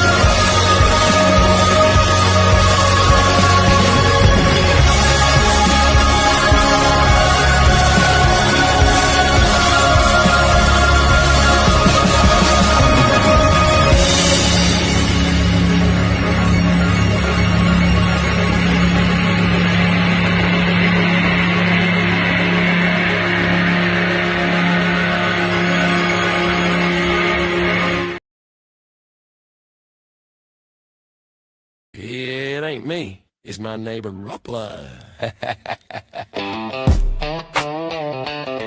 Yeah. It ain't me. It's my neighbor Lipper. My neighbor Jim wakes up mad at the news. Coffee in his hand, but he's already stewing. Shaking his head at the morning TV. Talking about the world like it's all tragedy. Every little headline sets him off track. By lunchtime, he's ready for a full-on rant. I just wave and say, hey man, how you been? He just mumble something about it all again. I ain't here to fight, I ain't picking no scene. But man, the guy's wound tighter than I've ever seen. Dipper, my neighbor's got TDS. He's in a mess. Every single day, just a whole lot of stress. I'm just on the porch with a cold iced tea, watching him argue with his own TV limit. He's fired up, I'm kicked back, feeling blessed, laughing at the noise while I'm getting my rest. If you need me, I'll be right here chilling free, while my neighbor's fighting imaginary enemy. He's scrolling all night, barely getting sleep, arguing online with a meme from 03. Caps lock stuck and his comments fly. Meanwhile, I'm just watching clouds roll by. He said, man, how can you stay so calm? I said, turn it off, come sit on the lawn. Sun still shining, world still spins. Might even crack a smile if you let it in.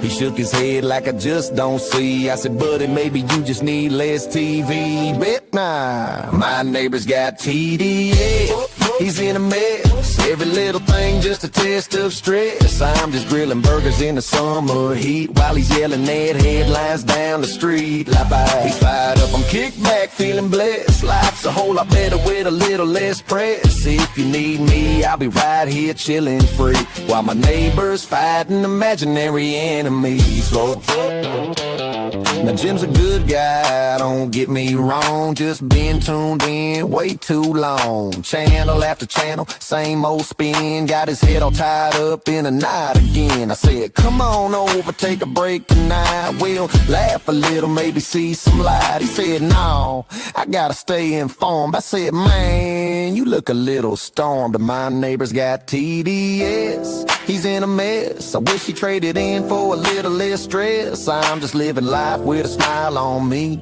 Ain't no headline gonna steal my peace. Smile. He's fired up, I'm kicked back, feeling blessed. Sometimes less noise is the real success. If you need me, I'll be right here chilling free, and hoping one day come sitting with me. Yeah, he'll come around, I'll save him a chair.